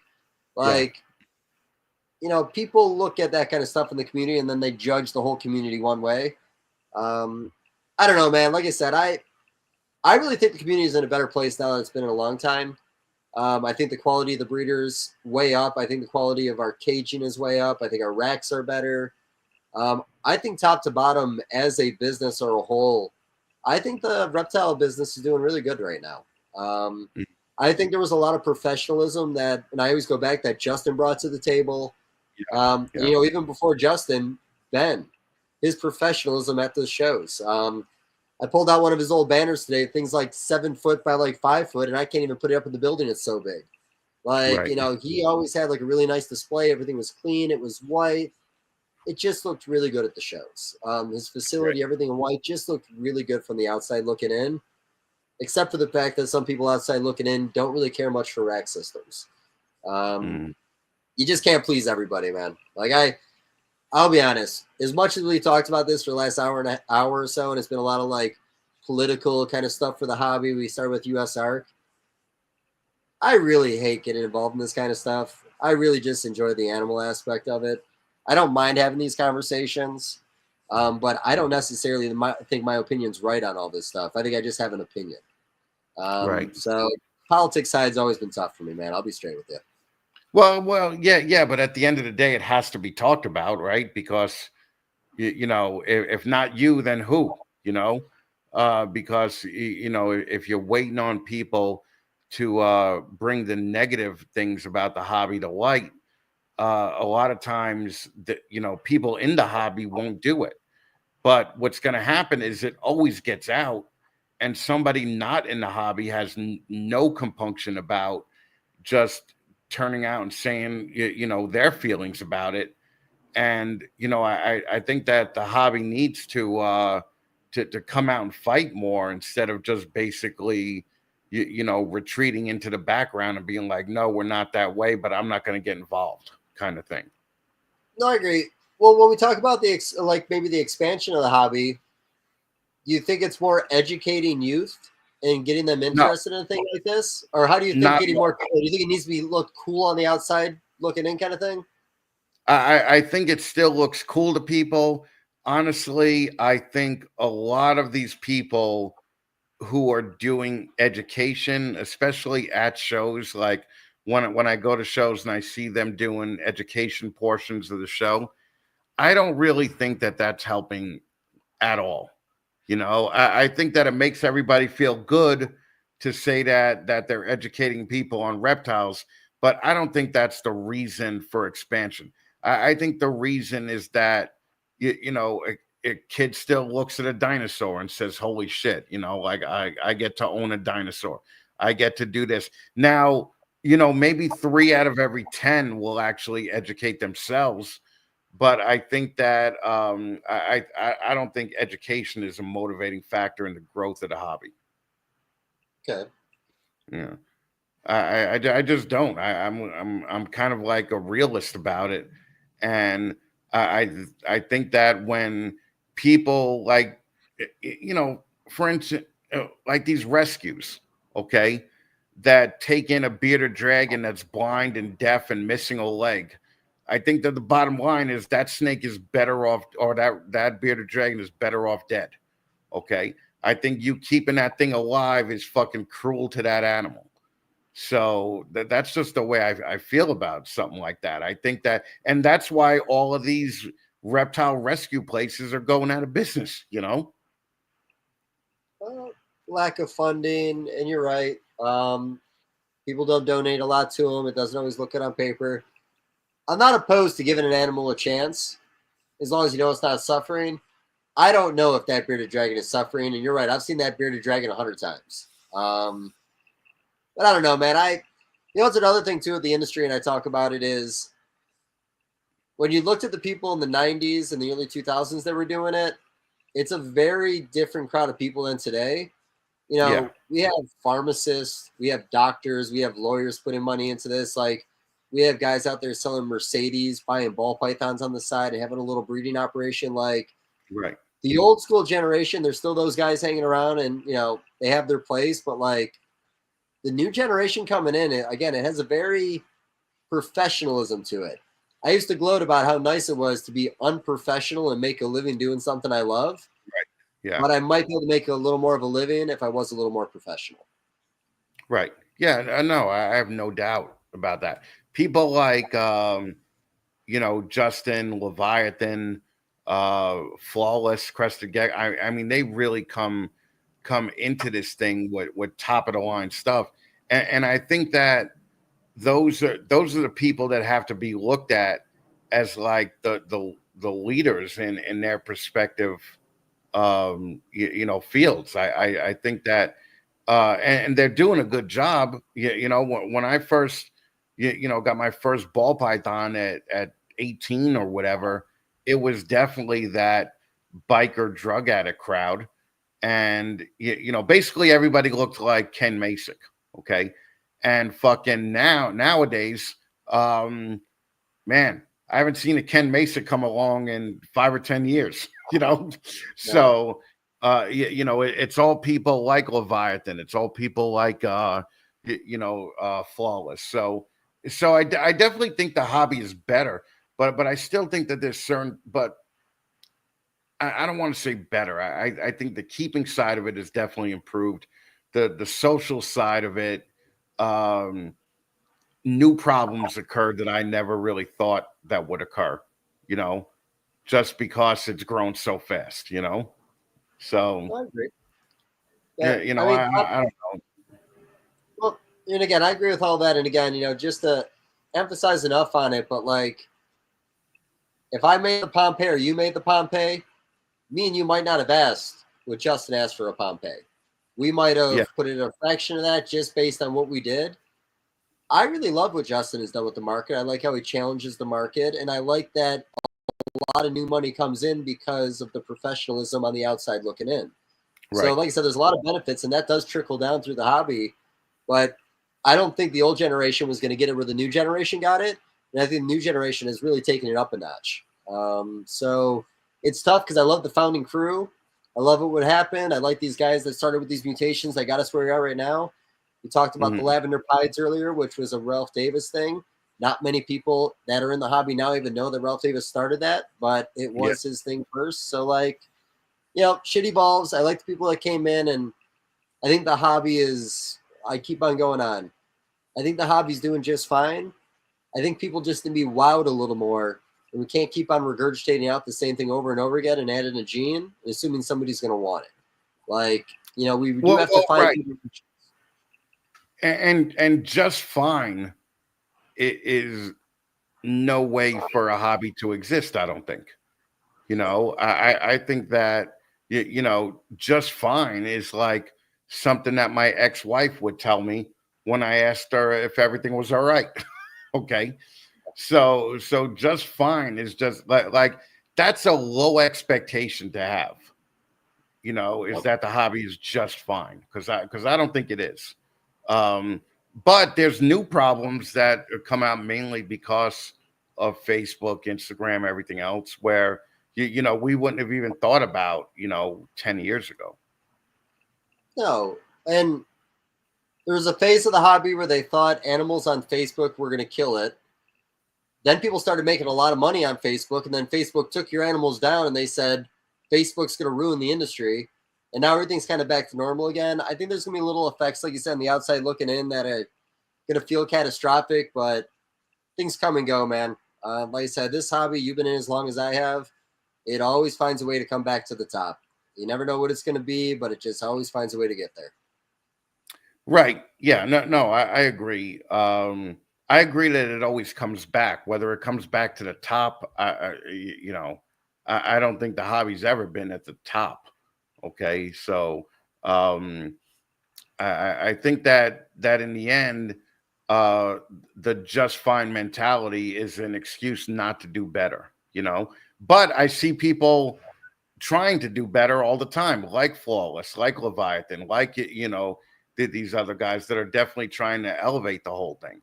I think that the reptile hobby, though, inherently is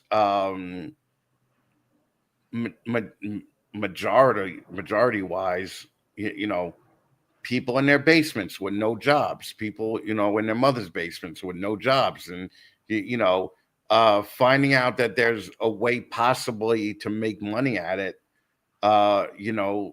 might be a bad thing for people with that type of mentality, Well, I think this, and I might be wrong about this as being a Barczyk story, you might correct me, but was it that he didn't use the money he had to go to college to buy albino Burmese pythons, or had albino Burmese pythons to breed? Yeah, I know it was similar to that.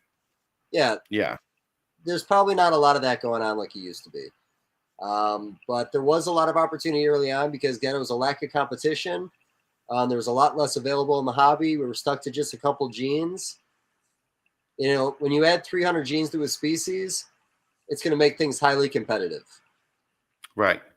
But also I've noticed the changes where like 25-year-old kids are coming in with 30 or 40 grand right now to spend, getting into the hobby. And when I was 25, I didn't have 30 or 40 grand to spend, pulling into the hobby. I don't even know where that's coming from.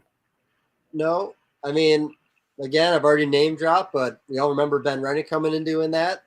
Chase Baker was beside him on coming in and doing a lot of big stuff. And there was a couple other young guys, the Salone brothers.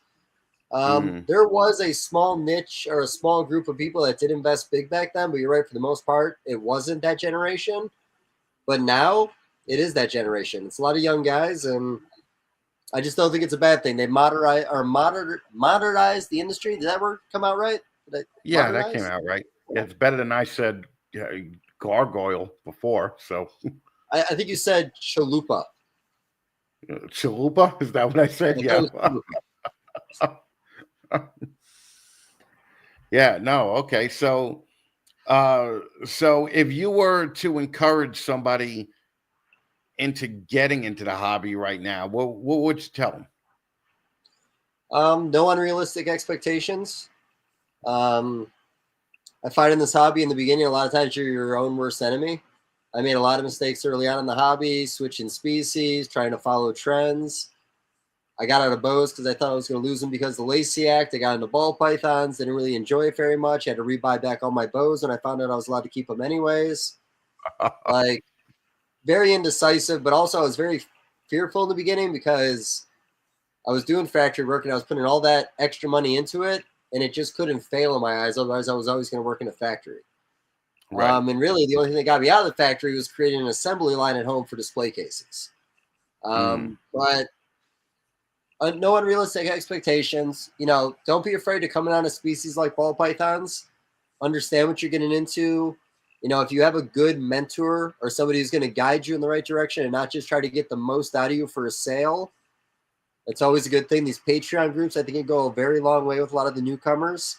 It gives you a community that you can fit into, people that are willing to talk to you like you've been around for a little while. I think that's highly beneficial. And again, I always go back to ball pythons because I do think they are a very profitable species. It's, in my opinion, probably the most consistent species over the last couple decades. But there's a lot of other things you can work with that you can make what you're making on. Another thing when you get in, is it a hobby or a business? If you treat it like a hobby, it's always going to be a hobby. But if you treat it like a business, it could be a business. Limey's right. 3 guys that are always going to make money in the hobby. The guy that feed the animal, the guys that house the animals, and the guy that give you a platform to sell the animals. Shows, online, wherever it's at. Those guys always made money on this hobby. So you could start a new show. That's a new idea for the hobby. New show, maybe? Yeah. Fucking A. So where's Dave Levinson going to be in 5 years? Hopefully still employed in the reptile industry. I don't know, man. It's a pretty broad question. Right now I'm living in a trailer, so I'm hoping to maybe have a double wide. And then after that, I think sky's the limit. Yeah, no, I get that. But I don't know, man. I'll be honest. So I'm at a really weird, unique opportunity right now where I have too many animals, which has never been in the past. I've always felt like I've always needed more. Right. Now I'm really going to refine what I'm doing, which really everybody in the hobby should. If you look around your collection, there's probably something you might not need around anymore. There might be something else you could put in that place. I'm going to change the responsibilities up a little bit in my collection, change things up a little bit. I think I'm going to make a bigger push on colubrids. I may actually start selling rodents locally just because my rodent colony is outpacing my reptile collection right now. Right. And I don't know, man. I got to figure out how to do the social media thing. Your intro was so loud, it blew the speaker on my used laptop. I've used this thing 5 fucking times, and you broke it. I had to turn the volume way down so it wouldn't buzz the whole time. So now I need a new computer. If it's too loud, you're too old, buddy. All right. Well, this is a 2012 model. So, yes, it was too old for that. It could not handle it. First of all, I'd be embarrassed by saying you got a 2012 laptop. But your image looks pretty good for a 2012 laptop. Well, it's a MacBook Pro, and they're way ahead of everything else. So yeah. So it's really like a 2017 laptop. So it's like that's why. It's a 17. Yeah. So you got any plans as far as because you have been making a big push into podcasting again? Do you have any plans to actually move on, do more than that? As in more content or give up podcasting more content. Life? Yeah, more content. I would like to. I really enjoy entertaining people. I don't get naked because I look good. I get naked because it makes you guys happy. That's all it is. And I'm really about cheap laughs. I do want to have more conversations. Thank you. You're welcome. You're welcome. And you get the behind the scenes stuff, so you're a lucky man. No, I know. Fucking as soon as we're done here, Dave's gonna fucking whip his dick out in the fucking camera backstage. But fucking whatever. I've never shown you the dick. Chad's not even seen the dick. You're never gonna see the dick. Chad, I would have. Yeah, balls though. We've seen balls. We did have a ball off one time. I've always had this notion that I have this great big set of nuts, and then I saw Chad's nuts. Chad's nuts, quite bigger than mine. 1 nut or 2 nuts can fit in one of his nuts. It's a big fucking nut. No, I believe that. Well, Chad's a fireman and he's a short little stocky guy, and those dudes always have the big nuts, man. It's fucking great center of gravity, buddy. I'm surprised he can get up a ladder so fast with those guys. Sure, yeah. I would say the same thing. Give me your top 3 guys in ball pythons right now. Top 3 guys?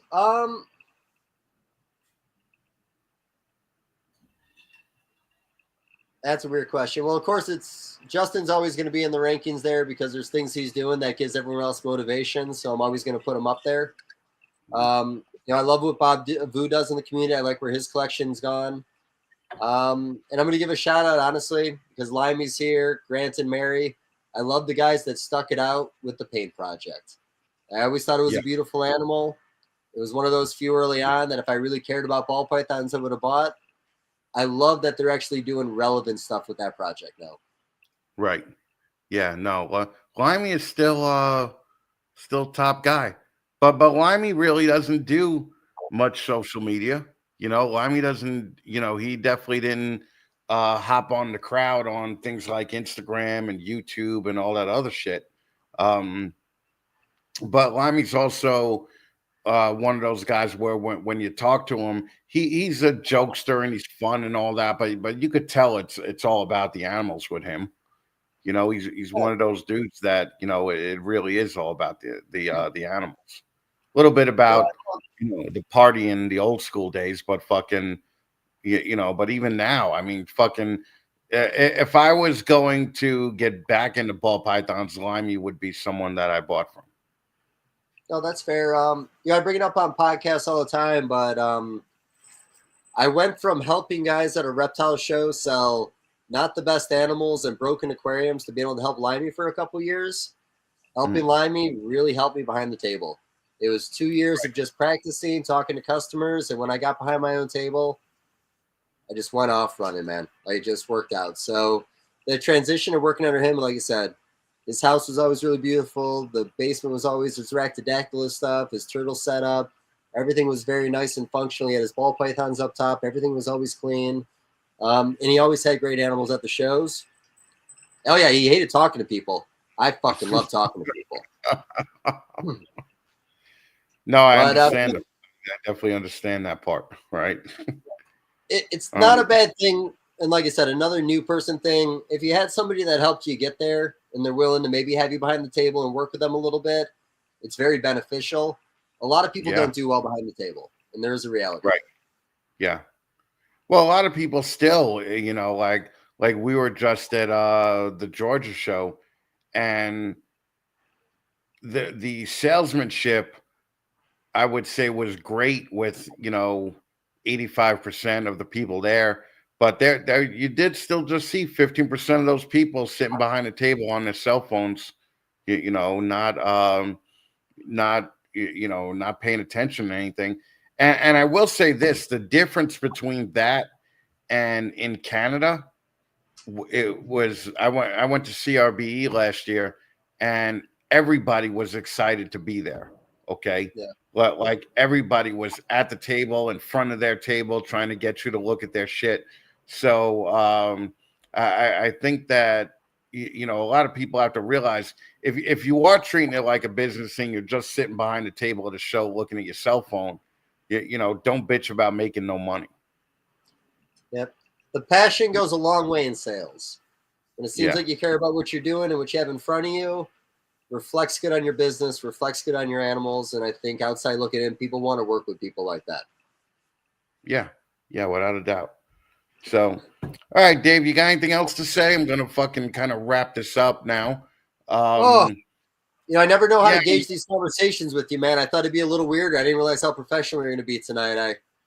I'm trying to turn over a new leaf, with this fucking Morph Market red line shit. Fucking, I got a lot of hate over the last couple of weeks. Right. So trying to be that professional guy. I'm not really trying to be professional. I'm just kind of I'm just at that age where I'm just like, it's just not worth it. It's not worth dealing with the aggravation. It's a different feel for the industry, and I'm sure social media has a lot to do with it, but I don't think I ever remember anything feud wise in the past when it came to businesses like this before that I remember. Or maybe I just didn't pay enough attention. Right. Yeah. No, I remember there was still hatred behind the tables of people with other people, but I don't remember it coming out as much as it is now. And I think that a lot of it is social media. That's what the whole thing's all about. So, but if you're not doing social media now, you're not selling anything. Yeah. Not to make it weird, but even in politics, it seems like it's okay to be mean to people now. Like everything's inappropriate on all sides. Everything has an extreme. I think that trickles down into culture. I think more people pay attention to politics now than ever before, at least in my lifetime. And again, it's a reflection on other aspects of life, unfortunately. Right. Everything's political now, it seems. Well, yeah. Like I would have never thought of unfriending anybody because of who they voted for. you know, when I was 20 or 25. You know, it's a little bit fucking ridiculous these days. But you know, I mean, at the end of the day, right? Like fucking, we have less in common than we have with like I could meet another ball python breeder or a snake, you know, some type of snake breeder, or I could throw a rock and hit somebody on the you know, on the street and pick them. And I would almost say that besides the reptiles, we could have very little in common with each other, but just you know, you don't really talk about that when you're together, right? Like talk about what you have in common and what you don't have, you know, rather than what you have not in common. You know, and I think if everybody just did that, you know, the hobby might get a little bit better. But you know, there's always going to be shit talking. There's always going to be, you know, infighting with everybody. But you know, just find your little crowd that you don't do that with, and stick with them, and I think you'll be okay. Yeah, and again, I don't really run into a lot of real political things when it comes to politics, but I'm talking like the behind the scenes politics in the industry. I don't really get dragged in a lot of things, and like you said, this. When you put us all in one place, we don't have friends at home to talk reptiles with. So it's always nice just to have that Tinley bar, sit there for 5 or 6 hours after you're done vending, talk animals with guys you like. There's a separation there. Right. I think I told you the other day, and I'm going to keep on saying it, just how fucking crazy it is. So this little ass town I live in Missouri, I moved into. My neighbor, about 200 yards away, walked over here. He used to work for Bob Applegate in Arizona. He used to keep rattlesnakes. Random as fuck, that guy's my new best friend. He's like 60 or 70 years old. Honestly, couldn't be more happy. Craziest thing ever. Can't believe that guy's over there. What are the chances? Yeah. I don't even know where that came from. To talk about this guy. I'm probably going to have him on a podcast. Yeah? You think he'll come on? I think he will. Maybe. I don't know. We'll see. I met him for the first time yesterday, 5 minutes before going on that podcast. I had to cut the conversation short. Right. Okay. So, let's see what else. Well, I would love to see a podcast with that guy on, you know, because Bob Applegate, you know, ever since you mentioned him, I haven't heard that name in years. So I think that probably nobody in this room except for Limey would remember who Bob Applegate was. Sadly. You know? I got to talk to Bob Applegate like 4 years ago. Sat down for like 3 hours on a podcast. Great time. But I'm going to say this, and you know it's true too. When you talk to the older generation, you got to pre-record. You cannot do live. No, without a doubt. Difficulties. Without a doubt. Yeah. That's what I always said. With that Sean Bradley thing, when he had Pete Call on, I'm like, you have a guy who's known for saying outrageous shit, and then you're going to act all shocked when it goes off the rails and you're doing something live. Like, why didn't you pre-record that episode? You know, but like, I would have thought that was just common sense at the time, you know? But yeah, when you talk to the old guys, it's, you know, it's a little bit different. You gotta be careful, you know?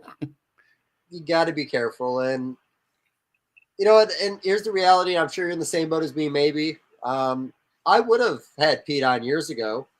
I just don't. I think that's off limits now. And the reality is, I think there's a conversation you could have with Pete where maybe he doesn't go off the rails. Maybe he doesn't say something inappropriate. That conversation wasn't that conversation, unfortunately. You know, I know a lot about his history, a lot about the animals he worked with, some of the old stories about him, good and bad. I would have loved to have sat down and talked with him, but it went a different direction, and unfortunately, I think we lost that one. Yeah, I would have loved to sit down and talk to him too, but you could be damn sure I would have fucking pre-recorded that. You know, I would be worried about having Ralph on, you know, so it's like I would pre-record that too. Yeah, I don't know if anybody's ever going to get Ralph.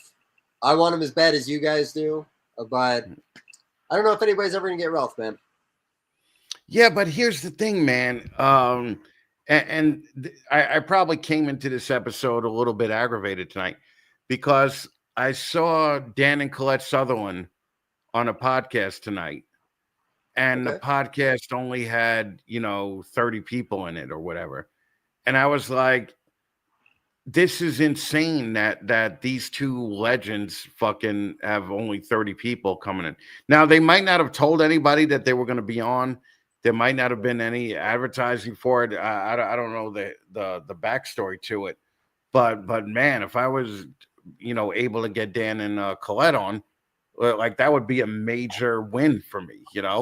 Unfortunately, I'm not, because because I have a hot girl show. Colette looks down upon me, so I'm like, that's fair, that's reasonable. But I still want to see any podcast that they're on do really well. And I think the problem is that a lot of people, even if they buy from TSK, don't know what they are or what they did. And I think that's a shame, Yep. That's actually one spot. So me not doing podcasting for long hasn't really burnt me out on the idea of podcasting. And really, I've obsessed over this industry since 2002. And I've nerded out on all the stories. I could tell you about a bunch of Dan and Colette stories about their company. We could talk about their old breeding VHS tape that you can get. They came in that big fucking plastic, deal. I got that look right above my washing machine right over there right now. Right. So me nerding out definitely helped out on these conversations. And I think sometimes when these old timers come on with the new guys, it's just not a good conversation because they just don't know the resume. And I think that does hurt. And I think that's why sometimes these people come on for one and then stay away. I really enjoy this. I love podcasting. I like the laughs. I like these old conversations. I want to believe that when I do a podcast with somebody, you can listen to it 4 years later and it still be relevant to you when it comes to the information about the animals we talk about. Right. I would like a resume of every old person that I admire coming up in the hobby willing to talk to me, because I care. I'd love to talk to every one of them. But unfortunately, there's a lot that I beg, and they got a bad taste in their mouth about the idea of doing anything like this. I think those negative stories you hear about there about the few rare podcasts that don't go well makes everybody walk on eggshells. And it's unfortunate. Of course. Yeah. Yep. That's I have Amir Soleimani coming on, right? Well, actually not coming on. He did a Storytellers with me, and that's coming out this week. But like, that was a huge thing for me, to get on Amir, regardless of how everybody feels about him. It was still a big thing, getting that guy on, because that guy was, at the first Daytona that I ever went to, and he was a vet back then, so having guys like him on. And then, like, I'm really glad that I had the opportunity to have people on like Ralph and Will Banks and, all the other people that I have had on over the last 8 years. And I honestly hope to, I'm not like, oh, I don't think that guy should do another podcast. I would hope to see, Ralph on something. I would love to see, Pete Kyle on a more limited, conversation, about what he's done in the hobby and all that, because I just don't think, like, if Ralph walked into Daytona or Tinley, I would gather that nobody under 30 would even recognize the guy, No. Well, maybe if he was wearing one of those G-strings that he had back at Daytona Beach, he'd be noticed. But no, other than that, I don't think he would stick out in the crowd anymore. Maybe if he pulled up in the Corvette with all the girls again, that would be, people would be like, oh, I heard about that guy, Wasn't it a blue Dodge Viper? It was a Viper, yeah. It was crazy. And, a lot of people, that I would have loved to have on passed away, so it sucks that they passed away, before I was able to get them on, like Tom Baker. I don't know if you knew Tom Baker. He was the guy that came out with the Special and the Crystal. And he's in a motorcycle, right? Yeah, motorcycle accident. And like, he used to detail my cars in Orange County. You know, like he used to be my car washer. And to see this guy's life change fucking overnight was interesting as fuck to watch, you know? So yeah, a lot of people, you know, have passed on that I wish that I would have been able to get on the show. And I would still love to get, you know, I'd be happy with either one of the Barkers on, you know, either one of the, you know, either one of them, you know, even so fucking what's the name? I've been trying to get on Casey Lazick for 4 years. Yeah, so 5 years, and he's been saying no every time. But fucking, you know, I don't want him to fucking. I don't want him to drop because a lot of these guys are getting old now, you know, and I would love to fucking ask him a bunch of questions, and at least you know have their answers on YouTube, or bring, you know, like I would imagine also nobody in this room, you know, save a couple, you know, have heard of Casey, you know, so it's a fucking shame, you know. But at the same time, I realize that puts me in that old guy category right there, you know. See, I'm in a different boat because, you know, again, today was a weird day. Just because I tried setting up that Ben Rennick banner in my building, tried to find a spot I could fit it, but it was just too big. Right. You know, me and Ben had amazing conversations. We would sit on the phone. If I was on like a 9-hour drive, we would sit on the phone for 5 or 6 hours talking economy, the reptile industry, ball python morphs.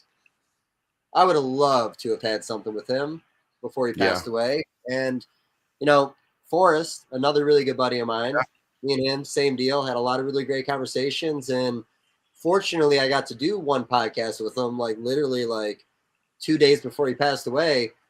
But I sounded like a fucking asshole on that podcast because me and him didn't agree on anything ever. And those conversations on the phone probably sound a lot different than hearing us on a fucking camera. But I think literally every opinion he had about the industry, I said the opposite about, and had an argument why. And I think that's what that podcast was. But really cool we got to have it. But, you know, when guys in my generation, I think I could talk to in 20 years are gone now, it really sucks.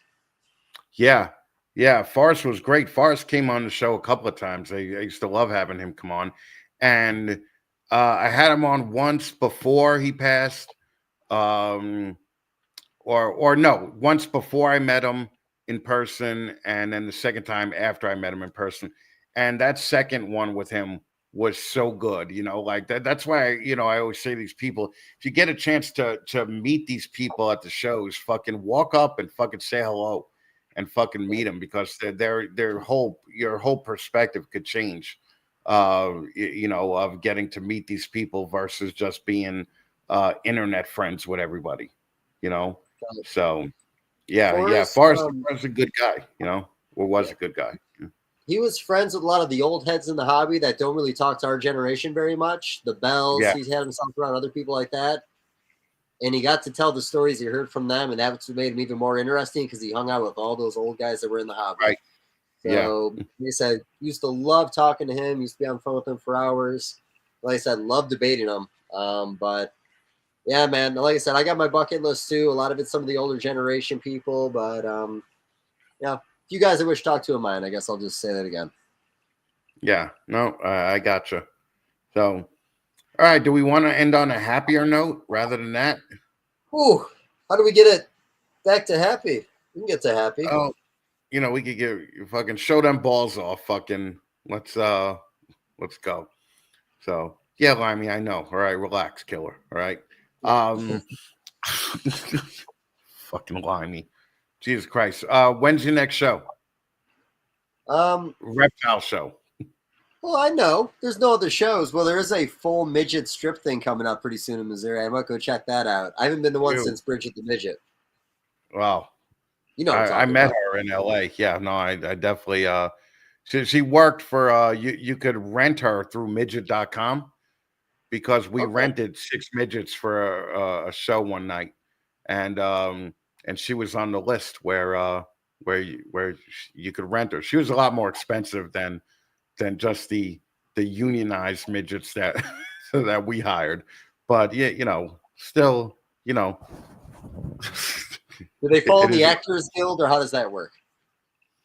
No, they do have a union. I do know that, and I do know that all the little people were pissed off because of the new Snow White movie, because they CGI'd the dwarfs instead of hiring actual dwarfs, and then Yeah, they didn't well- even call them dwarfs; they called them magical creatures. Yeah, well, they are quite magical. Yeah. Before the dwarf thing got CGI'd, they actually had just normal sized people as their companions. I think they might have given them the same names. They went through a whole thing with that, man. They really fucked that one up. Yeah, I really think so. Because really, it would have been a dream role, right? Any of those would have been a dream role for some kind of dwarf or midget or little person, whatever they want to be called these days. But yeah, George Lucas ain't making any more fucking Ewok movies. All right, it's very limited opportunities for these guys, and I think Disney did fuck up with that. So I will definitely agree with you there. So you might see me at the Nashville show, the Plant and Reptile Expo. Troy's been pushing that show a lot, the Sloan Brothers, so on and so forth. I'll probably go down to that one. I missed the one in Charlotte. I had a lot of mixed reviews about that one. A buddy of mine had an amazing show. I think it was one of his best shows of the year, he said. So, like any show, some people did good, some people did bad. I'm looking forward to Nashville. I think it's a great city. I love the food. I love the culture. I'm going to go do a little bit of herping while I'm out there, so it should be a nice weekend. Yeah, I think the problem with the recent show was it's you got to build the market from scratch down there, and I think it'll take a couple of years to. Are you talking Charlotte or Nashville? Charlotte. The Nashville show, I think they're gonna blow up that show. I think it's gonna be a great show. I don't think there was many shows in Nashville up until this point. There's actually been a lot of shows in Nashville. Repticon lived in that town for a long time. They did 2 shows a year on the fairgrounds. Show Me Reptiles lived on those fairgrounds for a while on the other side. And then the building they're doing the show in, I want to say it was a reptile expo. It was a pet expo that I think local herp society put on. That show might have been 18 to 20 years running before they just stopped doing it last year. So that area is used to a show, and they're going to use the same building that show was in. It's going to be a little different, but that community already knows about big shows in that building, so I'm hoping they get a lot of people out. Well, way to make me look like a jackass, Dave. Thank you. All right, fucking thank you. I appreciate that. But Charlotte, though, buddy, Charlotte deserves a good show because they've only ever had Concord, and that's like 40, 50 minutes outside the city. I was always under the impression that the regulations in Charlotte or Mecklenburg County says you couldn't have animals over 8 feet. I found out that was just a rumor. Charlotte's got a big population. I think their population bumped up to like 2.3 million people now. Their suburbs, Pineville has a lot of money. Gastonia is kind of dog shit. If you live in Gastonia, you know that already. But there's a couple areas around there that there's some good money. Huntersville, I think it is, has a lot of money. I think Charlotte could do really well if they had a show right in the city. I just don't know how they're marketing it. And they might just not be getting to the right people. It's a big city. They should have a big show. Right. Yeah, no, I agree. I would love if fucking New York would have a big show. Okay, that would make it real easy. Yeah, White Plains. That's the shit. Albany, right? White Plains and Albany. Which, by the way, everybody, we are going to be at the Albany show this year. Rocking these Operation Deeds Not Word shirts. If you don't have a fucking shirt by now, what's your excuse? Okay, you're fucking helping out disabled veterans. Like, if you don't have a fucking shirt, get your fucking life together and go to thefatmannation.com and pick up a shirt. So, shameless self-promotion plug, but had to be done. Okay. All right, Dave. Well, fucking, how could people get in touch with you? Well, my number is 704 681-4629. You could hit me up on my business pages on Facebook for custom scales, and I'll get back to you in a couple weeks. Don't message me on Instagram. I don't even look at the thing. It's best just to text me. I get some weird texts every once in a while because of these podcasts. I want to keep that flow going. Yeah, no, I get it. Fucking Mission Morphs. Thank you. I saw that, so I appreciate you guys. All right, so and you're going to be in Nashville next. I think Nashville next, yes. Okay, good deal. Fucking Dave, thank you so much for taking the time. I appreciate you. I appreciate you fitting me in your busy week of your promo rounds. Okay, and what's the next show you're going to be on this week? What are you going to be on tomorrow? Oh, I should look it up because I should know the name of this podcast. I'm sure he's watching this right now. I'm not going to know it. Thursday night, I don't even know what that one's going to be either. Hold on, what's the name of this podcast? I'm looking at it right now. It's I guess it's the Big Ballin' episode, but I don't. Big Ballin'? Maybe it's Big. No, I'm sorry, that's wrong. JMH. Talking Reptiles podcast. That's such an easy fucking name, and I couldn't remember that, but it's the Big Ballin' podcast. I got that tomorrow night. And then Friday, I'm either going to be working with Junior, or I might have the night off. And Thursday, I just can't remember, but I'll be back at it next Friday on the Dave Levinson podcast, but that's about it. Beautiful. Fucking thank you, brother. I appreciate you. I hope everybody had a good time with Dave. He's always fucking fun and interesting to talk to. If you get a chance, he loves talking to people. So if you see Dave at a show, he'll probably be grinding against Chad, but that's how you'll know. That's how you know who he is. Okay. So Dave, thank you, everybody. Yeah, no, I appreciate it, man. I always, like I said, I've always wanted to be in your podcast. I'm glad you finally started inviting me on. Yeah, fucking, you have an open invite for whenever you want to come back, buddy. Let's get a little weirder next time, man. I thought this was a little too vanilla, to be honest with you. Yeah. Yeah. You want to start talking about what you told, the story that you told on Storytellers? No, dude, I can't do that. I'm worried I gave so many details. I was gonna find out the person. It's just I think I didn't go too far. You're right. See, now I'm shy, buddy. You got me. You win. Yeah. No, I got nothing.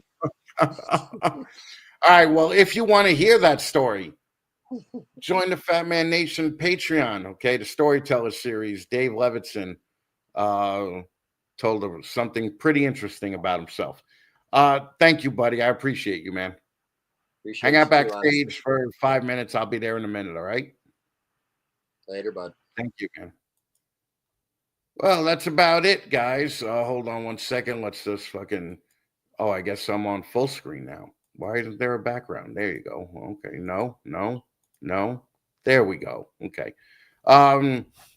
Anyway, thanks for everybody for hanging out. I know we went a little bit later, but I enjoy talking to Dave, and I enjoy everything he says. And I got to be honest, the majority of the time I agree with Dave. I just play devil's advocate to get more conversation out of him. But listen, don't forget, okay? Oh, Lindsay Pico, what's up? Fucking Pico Pythons. I haven't seen you in a while, Lindsay. Hope you're doing well. All right, we're gonna head out. I think we might have a Zoom call either this week or next week. On Saturday, the 26th, I'm gonna be in Hamburg. We're gonna be pimping out the Operation Deeds Not Words shirts. So if you're in that area, come by and say hi. There's a lot of people I'm looking forward to seeing again. Then next month we're gonna be in Albany.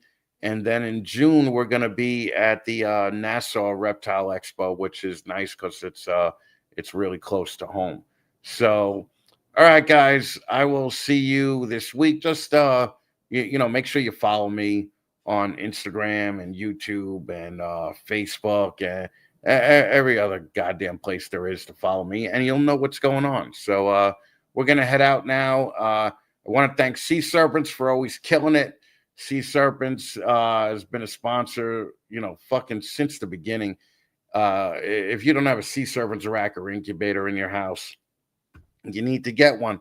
Okay, best PVC cages and incubators on the market, and then we're gonna head out with let's see, we'll pop on the Show Me fucking ad.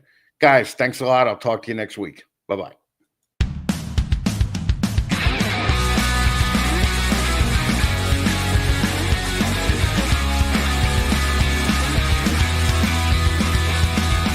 Show Me Marketplace is the new online reptile-based selling platform that is both simple and straightforward for both buyers and sellers. More importantly, it was designed specifically for what reptile breeders and keepers have been asking for, a viable alternative for what's currently available in the selling space.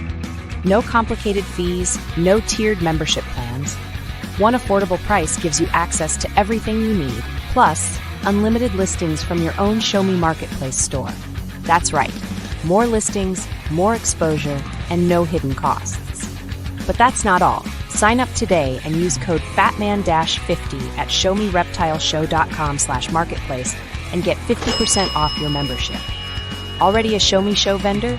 You'll enjoy an even deeper discount. Building a safe, trusted community is important to us. That's why all sellers go through identity verification to fight fraud and ensure you're working with reputable breeders. It's time to ditch the corporate chaos and get back to what matters. Show Me Marketplace is a true alternative to everything that's out there. So sign up today and join the revolution. Don't be corporate, be punk rock. No matter how old you are. ShowMeReptileShows.com/marketplace.